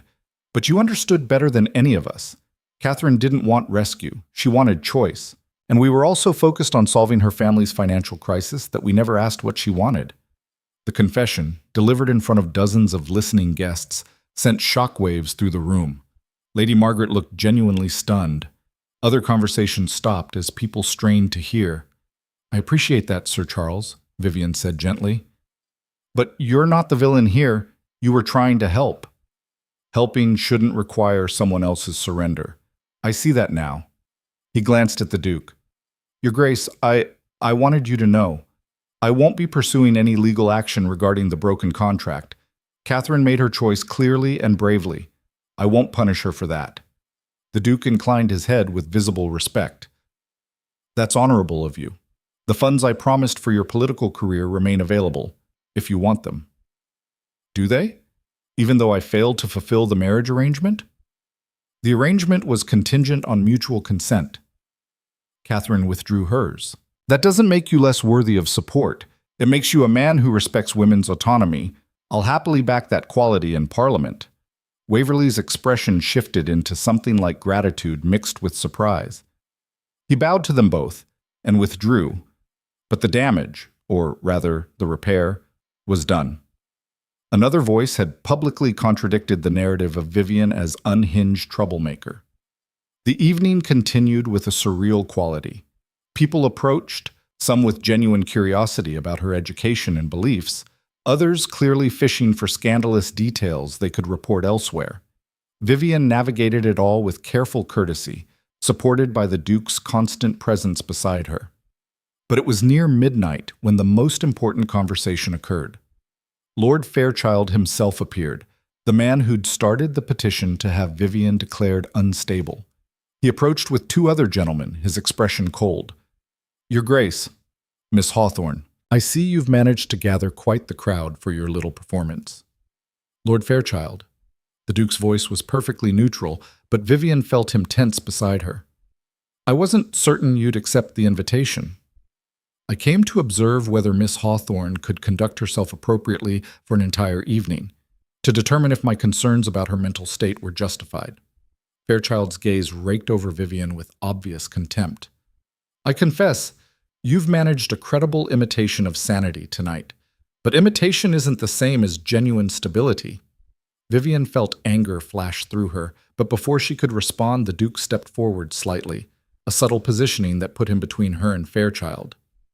"Let me be very clear about something," the Duke said quietly. Conversations around them died as people sensed confrontation. Miss Hawthorne's conduct at the Ashford ball was passionate and arguably inappropriate in its execution. But it was not insane. She objected to what she perceived as an injustice. She was, as it happens, partially correct. Miss Ashford did feel trapped by the arrangement. Miss Hawthorne's crime was speaking that truth publicly rather than in whispers. "She assaulted you. She threw champagne at me because I dismissed a young woman's feelings as irrelevant to her marriage. That was poor judgment on my part." Miss Hawthorne's response was proportional to the offense. The Duke's voice remained level, but something absolutely merciless entered his expression. "And Lord Fairchild, I need you to understand something. Your petition to have Miss Hawthorne declared unstable was an attack not just on her but on my judgment. You were suggesting that I'm either too foolish to recognize madness or too corrupt to care. Either interpretation is unfortunate." Fairchild's face went pale. "I meant no offense to your Grace, and yet offense was given. So let me clarify my position. Miss Hawthorne is under my protection. Any further accusations regarding her mental state will be considered personal insults to me. Any legal proceedings will be opposed with every resource at my disposal, and any social consequences directed at her will be redirected at those who initiated them." The Duke paused. "Do we understand each other?" The silence in the ballroom was absolute. Fairchild stood frozen, clearly calculating whether continued opposition was worth making a permanent enemy of one of England's most powerful peers. Vivian watched the moment when calculation won over pride. "Your Grace is, of course, entitled to associate with whomever you choose. I may have been hasty in my conclusions." "Hasty," the Duke repeated, and somehow made the word sound like an indictment. "Withdraw your petition, Fairchild, tomorrow, publicly, with a full apology for questioning Miss Hawthorne's character based on insufficient evidence. That's non-negotiable. Consider it the price of not having me examine your own business dealings more closely. I hear your textile investments employ questionable labor practices. It would be unfortunate if that information became public." It was a threat delivered with perfect aristocratic courtesy, but everyone present recognized it for what it was. Fairchild's face cycled through several shades of red before settling on a sickly white. "I'll withdraw the petition," he said finally. "With apologies." "Excellent. Then we understand each other perfectly." The Duke's tone shifted back to social pleasantry so smoothly it was almost jarring. "Enjoy the rest of the evening, Lord Fairchild. The champagne is excellent. I made sure of it." The subtle reference to the Ashford ball incident drew startled laughs from several nearby guests. Fairchild retreated with as much dignity as he could salvage, which wasn't much, and Vivian felt something in her chest unclench, the first real breath she'd taken since entering the ballroom. You just threatened to destroy him, she whispered to the Duke. No, I threatened to expose him. There's a difference. He guided her toward the terrace doors. You need air. Come.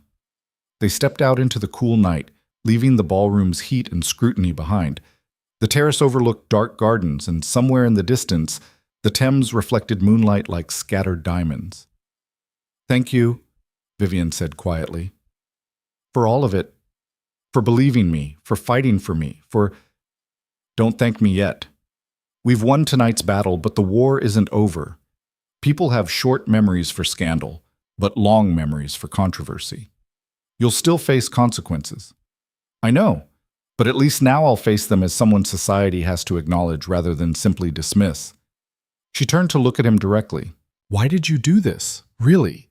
It wasn't just about proving I'm not insane. The Duke was quiet for a long moment. When he spoke, his voice held an honesty that made her chest tighten. Because when you threw that champagne, you did something I've wanted to do 1,000 times. You looked at an unjust system and refused to pretend it was acceptable just because it was convenient. You were reckless and idealistic and completely unprepared for the consequences. But you were also right.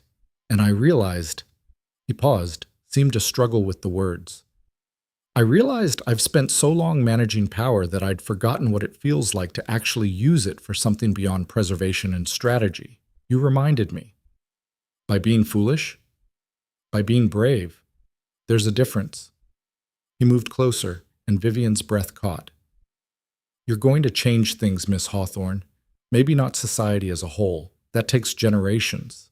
But you'll change individual lives. You already have. Catherine found courage to flee because you showed her someone willing to speak. Waverley found integrity because you forced him to examine his assumptions. And you? I'm still deciding what you've changed in me. But something has shifted, something fundamental. His hand came up, almost touched her face, then dropped. I should get you back inside before people assume I've compromised you on the terrace. Would that be so terrible? The words escaped before Vivian could stop them. The Duke's expression transformed into something heated and dangerous and profoundly controlled. Miss Hawthorne, if I compromised you, it wouldn't be on a terrace where anyone could interrupt. It would be somewhere private, where I could take my time discovering exactly what makes the lioness purr. Heat flooded Vivian's face. You can't… I can't? His smile was dark. You're right. I shouldn't. So let's return to the ballroom before my better judgment fails completely.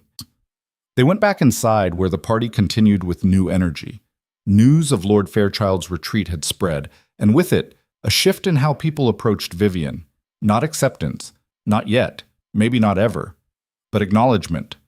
Recognition that she was someone to be considered rather than simply dismissed.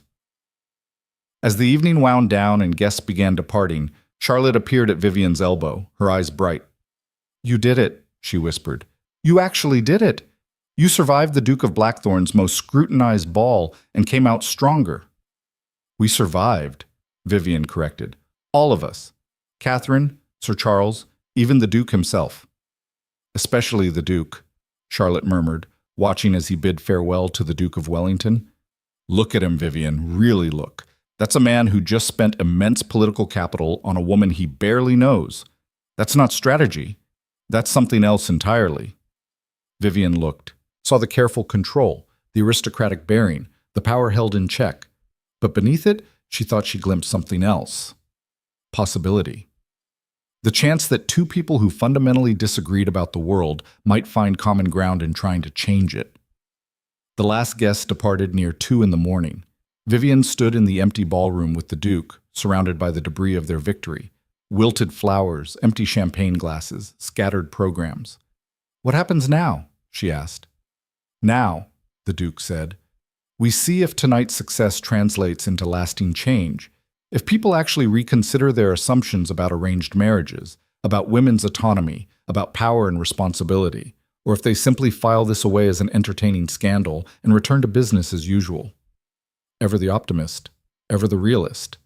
But his expression softened slightly. Though I confess, you're making me consider the possibility that idealism and pragmatism aren't mutually exclusive, that perhaps genuine change requires both.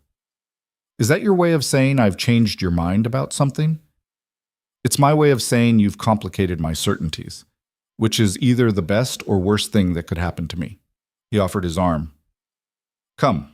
It's late. And tomorrow we deal with whatever consequences tonight has created. But for now, consider yourself temporarily triumphant. Temporarily? Always temporarily. That's the nature of social warfare. Victories are never permanent. But he paused at the ballroom entrance, looked back at the space where they'd fought, and won.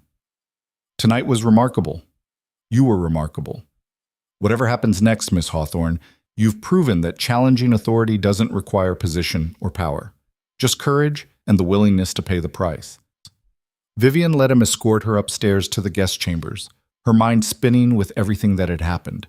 She'd entered this evening expecting ruin. She was leaving it with something that felt dangerously like hope. As she finally collapsed into bed in the pre-dawn darkness, one thought crystallized with perfect clarity. The Duke of Blackthorne had stopped being her enemy. He'd become something far more complicated and far more dangerous, an ally, a partner, and possibly something she didn't yet have words for. But tomorrow would bring new challenges. Tonight, she allowed herself to simply feel the weight of victory, temporary though it might be. She'd survived. More than survived. She'd emerged stronger, acknowledged, and protected by one of England's most powerful men. The lioness had roared and London had listened. Now she just had to figure out what to do with that power. Morning light crept through the curtains of the guest chamber, and with it came the realization that victory, however temporary, demanded action. Vivian woke to find a note slipped under her door, the Duke's precise handwriting unmistakable.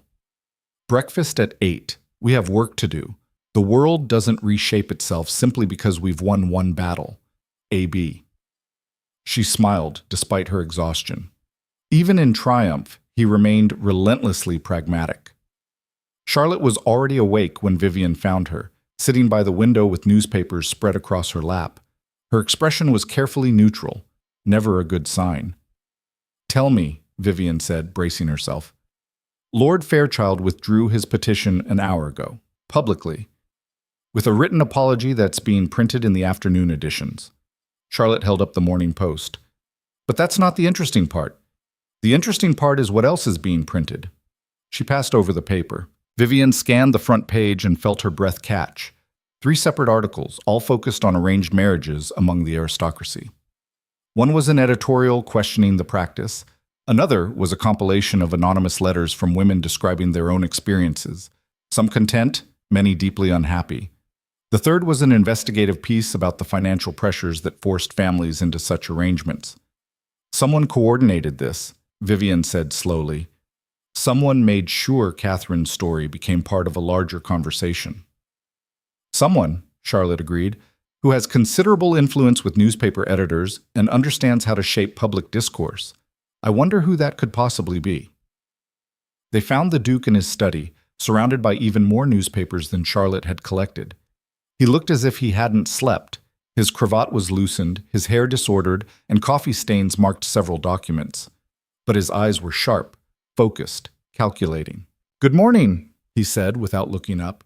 I trust you saw the papers. You orchestrated this entire media campaign, Vivian said. I provided information to editors I trust and suggested they might find the topic timely. What they chose to do with that information was their decision. He finally looked up, and something like satisfaction colored his expression. Though I confess I'm pleased with the results, 3 major publications questioning arranged marriages, 5 letters to editors supporting reform, and several members of Parliament indicating they'll bring the issue to debate. Why? Vivian moved closer to the desk.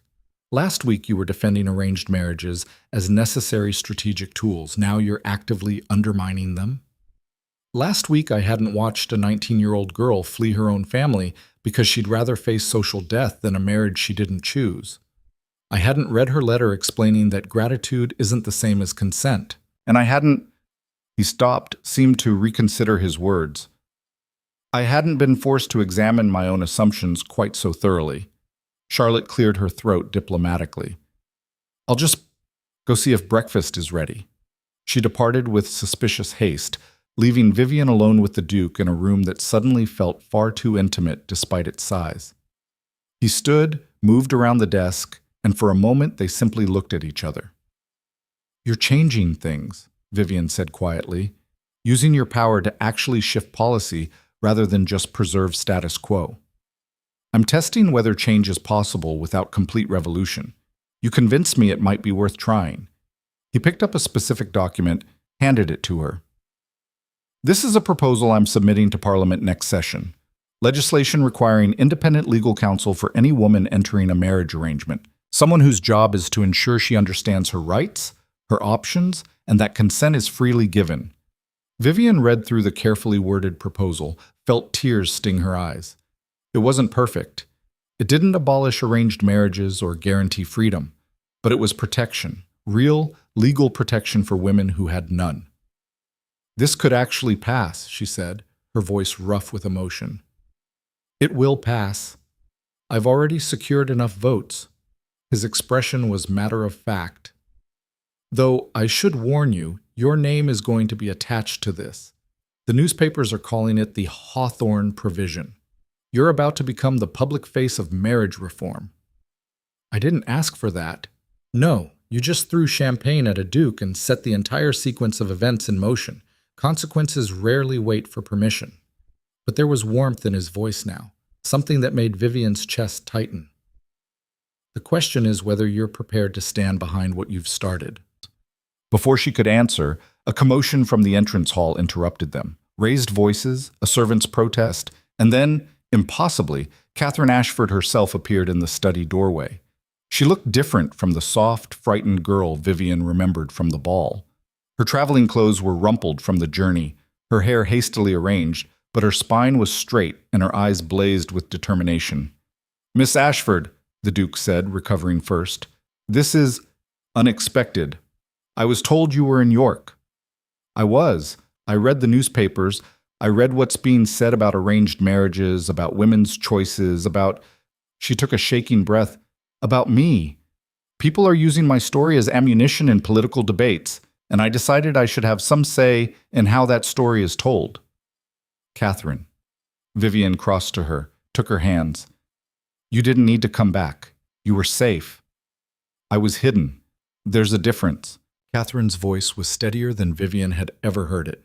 "Miss Hawthorne, you defended me when I was too frightened to defend myself. You challenged the Duke of Blackthorne, the most powerful man in England, because you thought I deserved better than being traded like property. The least I can do is stand beside you now." "Stand beside me in what?" "In whatever comes next. In making sure this conversation about women's autonomy doesn't disappear once the scandal fades." Catherine released Vivian's hands, turned to address the Duke directly. "Your Grace, I read your proposal for the Hawthorne provision. It's a good start, but it doesn't go far enough." The Duke's eyebrows rose slightly, the most surprise Vivian had seen him display. "Doesn't it?" "No. It provides legal counsel, which is valuable, but it doesn't address the economic pressures that force families into these arrangements in the first place. It doesn't create alternatives for women who want independence but have no means to achieve it." Catherine's voice grew stronger as she spoke. "If you truly want change, Your Grace, you need to think bigger." Vivian felt something like pride bloom in her chest. This was not the girl who'd cried silently at the Ashford ball. This was someone who'd found her voice and intended to use it. The Duke studied Catherine for a long moment, then gestured to chairs. "Sit. Tell me what you're proposing." What followed was the strangest breakfast Vivian had ever experienced. Catherine, the Duke, Charlotte, and Vivian herself gathered around the study table, while servants brought food that mostly went uneaten. Catherine outlined a vision that was both pragmatic and radical. Educational funds for women, business loans for widows, legal reforms that allowed property ownership independent of male relatives. "You're describing a complete restructuring of how we think about women's economic participation," the Duke said, making notes as she spoke. "Yes, because legal protection is meaningless if the only choice is between marriage and destitution." Catherine's hands gestured emphatically. "My aunt in York owns a successful millinery business. She's widowed, childless, and completely self-sufficient. She's also anomalous, Most women have no path to that kind of independence. We need to create paths. That will take years, the Duke said. Decades, probably, and require convincing men to voluntarily reduce their own control. Then we'd better start now.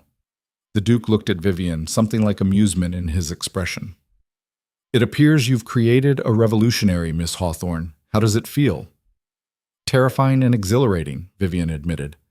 Catherine, this is brilliant, but you realize what you're proposing will make you even more scandalous than you already are? Good. Let them be scandalized. I spent 19 years being quiet and proper and grateful for scraps of autonomy. I'm done with that. Catherine's smile was fierce. Besides, I have the Duke of Blackthorne's support. That's rather substantial armor against scandal. Do you? The Duke asked mildly. I don't recall agreeing to anything yet. You're still taking notes, Catherine pointed out. You wouldn't bother if you weren't interested.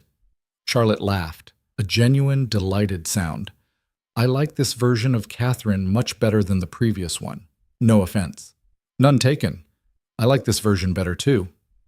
They spent the rest of the morning refining proposals, drafting language for potential legislation, and identifying allies who might support reform. The Duke's political acumen proved invaluable. He knew exactly which arguments would resonate with which members of Parliament, which economic incentives might overcome ideological resistance. But it was near noon when Lord Hawthorne arrived, and with him came news that shifted everything again. Sir Charles Waverley has just made a rather extraordinary announcement, Lord Hawthorne said without preamble. He's established a charitable trust using his inheritance specifically to provide education and business loans to unmarried women. He's calling it the Ashford Foundation, in honor of... He gestured to Catherine. Well, Catherine went pale. He did what? Created an endowment of approximately £50,000 to fund exactly the kind of initiatives you were apparently just proposing here. He made the announcement at his club an hour ago, and it's already creating significant conversation. Lord Hawthorne's expression was unreadable. It seems Miss Ashford's flight inspired more than just debate. The Duke stood abruptly, moved to the window. Vivian watched his shoulders tense, saw his hands clench briefly before relaxing. When he turned back, his expression was carefully neutral.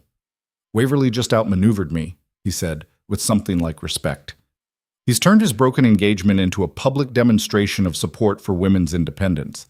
It's politically brilliant and genuinely meaningful. He's also publicly acknowledged that Catherine was right to flee, Charlotte added. That's a remarkable admission from a man who was supposedly the injured party. Catherine sat very still, tears streaming silently down her face. Why would he do this? Because, the Duke said quietly, sometimes losing something makes us understand what we should have valued. He lost the marriage, but perhaps he gained perspective. He returned to his seat, picked up his pen. This changes our strategy. With Waverley's foundation as precedent, other aristocrats might be shamed into similar charitable initiatives. We can leverage that. You mean use Charles's guilt as a weapon? Catherine's voice was sharp. I mean recognize that motivation matters less than outcome. If wealthy men want to salve their consciences by funding women's education and business ventures, should we refuse because their reasons aren't perfectly pure? It was vintage Blackthorne logic, pragmatic, calculated, focused on results rather than intentions. But Vivian found herself nodding slowly. He was right. Change would come from whatever sources offered it, even imperfect ones. The afternoon brought a parade of visitors, members of Parliament wanting to discuss the Hawthorne provision, society matrons suddenly interested in women's reform now that it had ducal backing, journalists seeking quotes about the scandal that had transformed into a movement. Through it all, the Duke orchestrated with masterful precision. He knew exactly what to say to each visitor, which arguments to emphasize, how to make reform sound both inevitable and advantageous. Vivian watched him work and understood more clearly than ever what made him so formidable, not just his power but his understanding of how to wield it. But it was evening when the most unexpected visitor arrived, Lord Fairchild himself, hat literally in hand, looking diminished and defeated. Your Grace, Miss Hawthorne, Miss Ashford. He addressed all three of them with stiff courtesy. I've come to offer my personal apologies for my conduct. My accusations were unfounded, my petition inappropriate, and my judgment clouded by— He paused, seemed to struggle with honesty. By resentment that Miss Hawthorne refused my suit with such absolute clarity. I behaved badly, and I am genuinely sorry. The silence that followed was profound. Vivian felt fury and vindication war in her chest. This man had tried to have her declared insane because she'd wounded his pride. He'd weaponized the legal system against her for the crime of saying no. But he was here, apologizing, publicly acknowledging his mistakes. I accept your apology, Lord Fairchild, she said finally, though I hope you understand that acceptance doesn't mean forgiveness comes easily. I understand. I read Miss Ashford's letters, and I realized that perhaps women's autonomy isn't the threat I believed it to be. His voice was quiet. Perhaps it's simply change that's frightening, and I mistook that fear for righteousness. The Duke stood, extended his hand. That's a remarkable admission, Fairchild. Few men have the courage to examine their own assumptions so honestly. Fairchild shook the offered hand with visible relief, then departed quickly, a man eager to escape the scene of his own humiliation. When he was gone, Charlotte let out a breath she'd apparently been holding. That was unexpected. That, the Duke corrected, was strategic survival. Fairchild sees which way the wind is blowing and has decided to align himself with reform rather than be destroyed by it. But, he looked at Vivian, you handled that with remarkable grace. I'm learning from an excellent teacher, Vivian replied. Sometimes mercy is more strategic than vengeance. His smile was brief but genuine. I've created a monster. A principled, strategic monster. The evening found them back in the study, Vivian, the Duke, Catherine, Charlotte, and Lord Hawthorne. The proposals had been refined, the legislation drafted, and allies secured. What had started as one woman's defense of another had become a movement that might actually change lives. What happens now? Catherine asked. After all this settles, after the newspapers move on to the next scandal. Now, the Duke said, we implement. The Hawthorne provision will be introduced next session. Waverley's Foundation will begin funding educational initiatives. And the three of you, he gestured to Vivian, Catherine, and Charlotte, will become the public face of a reform movement that makes every conservative in London deeply uncomfortable. And you? Vivian asked. What role does the Duke of Blackthorne play in this movement? Whatever role is most useful. Financial backing, political leverage, strategic planning. His expression was unreadable.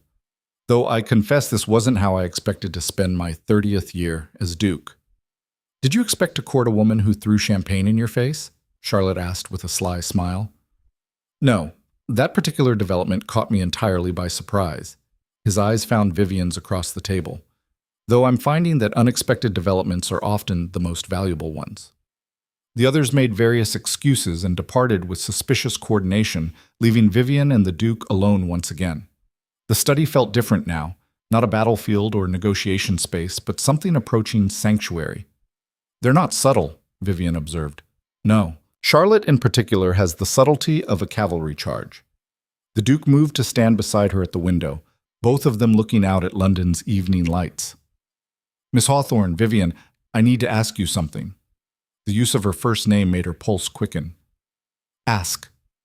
This courtship we agreed to, it was supposed to be strategic, a way to rehabilitate your reputation and give me an ally who wasn't afraid to challenge me. He turned to face her directly. But somewhere in the process of fighting battles together and reshaping legislation and creating a reform movement, it stopped being strategic. Vivian's heart hammered against her ribs. Stopped being what? Stopped being just courtship. Stopped being merely useful. His hand came up, cupped her face with surprising gentleness.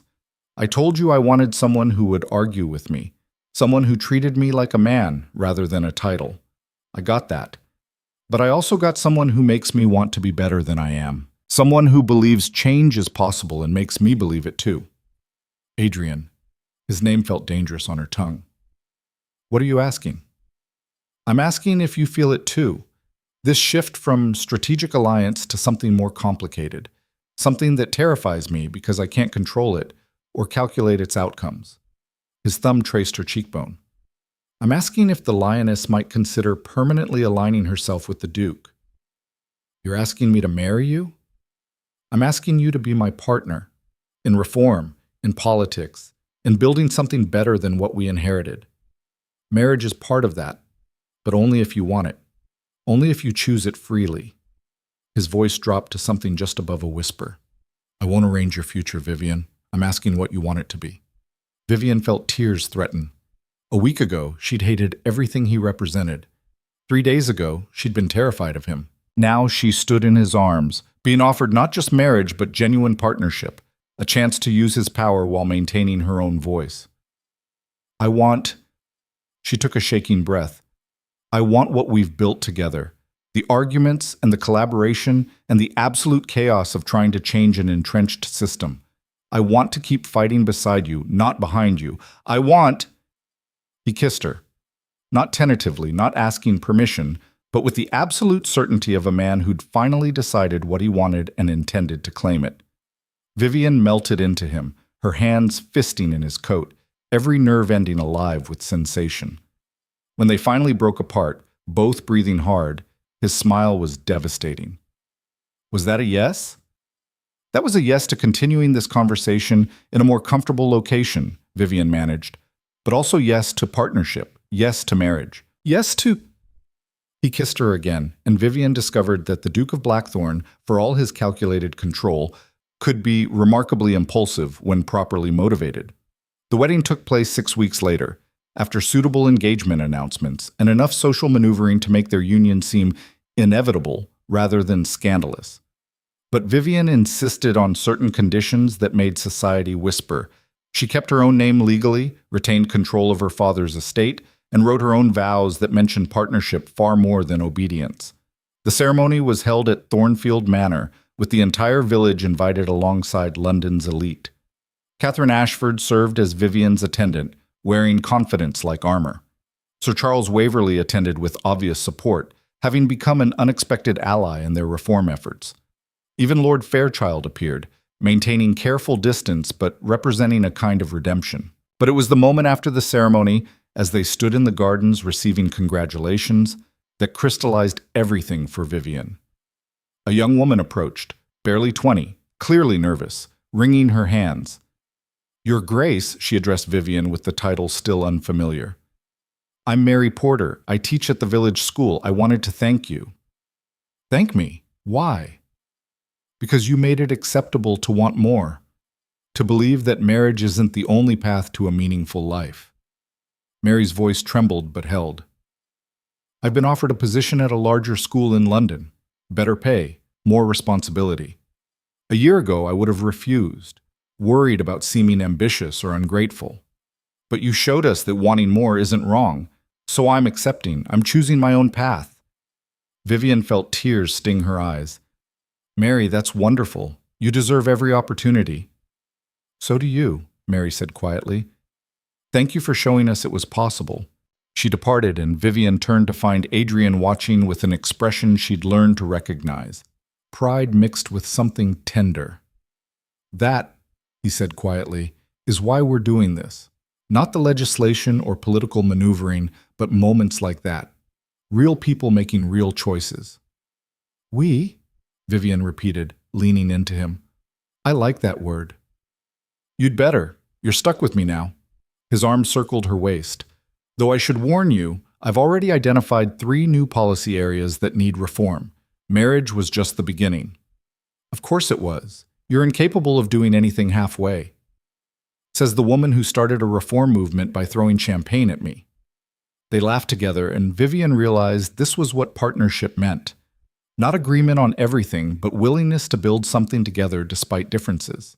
Not perfect harmony, but productive discord that created change. The reception continued around them, music and dancing, political conversations disguised as social pleasantries, the careful choreography of power being redistributed in small ways. Catherine held court with a group of young women, talking about the Waverley Foundation's first educational grants. Charlotte danced with a new earl who seemed genuinely interested in her opinions rather than just her connections. And throughout it all, Adrian navigated with masterful ease, always returning to Vivian's side. As evening settled and guests began departing, they stood together on the terrace where he'd first admitted his attraction weeks ago. London sprawled in the distance, vast and complicated and full of people whose lives they might actually improve. "Regrets?" Adrian asked quietly. "About marrying you?" "Not yet. Ask me again after I've endured a full session of Parliament as your Duchess." "Fair enough. What about the rest? The scandal, the fight, the complete upheaval of your planned future?" Vivian considered the question seriously.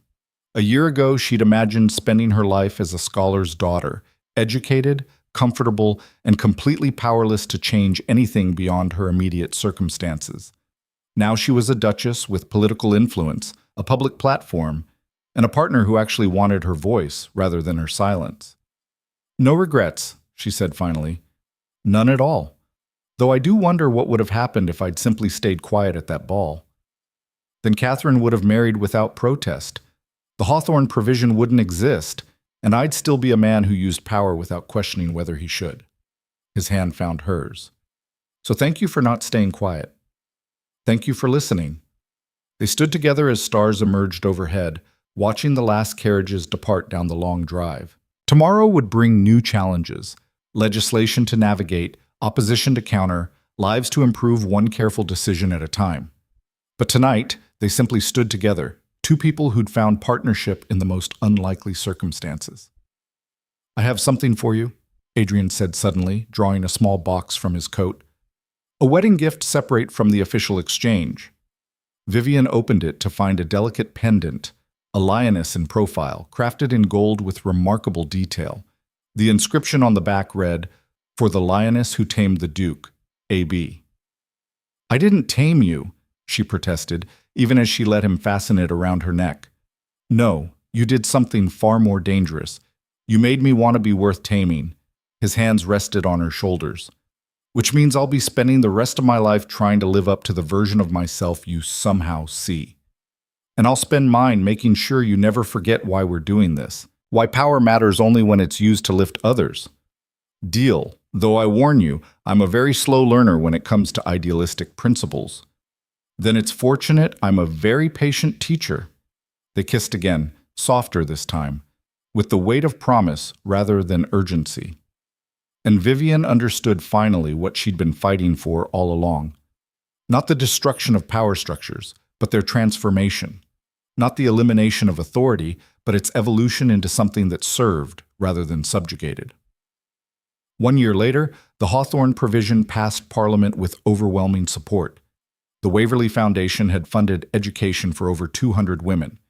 And in a small but significant ceremony, Catherine Ashford opened the first school specifically designed to train women in business management, funded by a coalition of reformed aristocrats who'd decided that change was less threatening than irrelevance. Vivian stood at the school's entrance with Adrian, watching young women stream through doors toward futures that hadn't existed when she'd thrown that champagne. Catherine stood beside her, now a vocal advocate for women's education and economic independence. Charlotte had married her earl and immediately begun using her new position to push for reform in her own sphere of influence. "Did you ever imagine this?" Catherine asked, gesturing to the bustling school. "When you attacked the Duke at that ball?" "I imagined making a point," Vivian admitted, "not changing policy." "That's because you were thinking too small," Adrian said, his hand finding hers automatically. "You were focused on one moment of injustice. You didn't see the pattern. And you didn't see the injustice at all until I threw champagne at you." "True, which suggests we balance each other rather well." They watched the students for a few minutes longer, then Catherine excused herself to give the opening address. As she walked away, confident, articulate, completely transformed from the frightened girl she'd been, Vivian felt the weight of what they'd accomplished. "It's not enough," she said quietly. "There are still women trapped in marriages they don't want. Still families forcing daughters into arrangements for economic survival. Still a system that values women primarily for their reproductive capacity." "I know."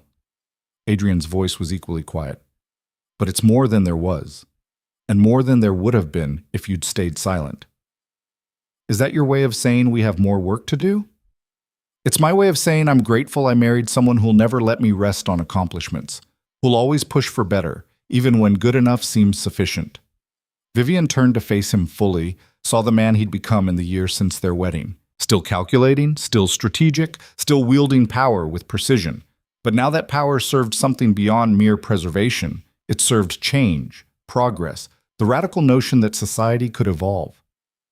"I love you," she said suddenly. "I don't think I've said it directly, but I do. I love your brilliance and your pragmatism and your willingness to question everything when properly motivated." His expression transformed into something that still made her breath catch. "And I love you, your courage, your conviction, your absolute refusal to accept injustice just because it's traditional." He pulled her closer. "You've made me better, Vivian. More than better. You've made me care about things beyond strategy and survival. That's transformative." They kissed there in the morning light, with the sound of young women's voices learning and questioning and building futures in the background. And Vivian realized this was what victory looked like. Not a single dramatic triumph, but countless small improvements accumulating into genuine change. The woman who'd refused to bow had found her voice. The Duke who'd commanded through authority had learned to lead through partnership. And together, they were reshaping a world that had seemed immutable into something that might, just possibly, be better. Years later, when historians wrote about the beginning of women's reform in England, they would point to legislative changes and economic shifts. But those who lived through it remembered something else. A young woman throwing champagne at a duke, and the extraordinary partnership that emerged from that moment of defiance. The lioness and her duke. Partners in power, allies in reform, and proof that sometimes the most unlikely alliances create the most lasting change. Together, they'd shown that courage and calculation weren't opposites. They were complementary forces that, properly balanced, could move mountains.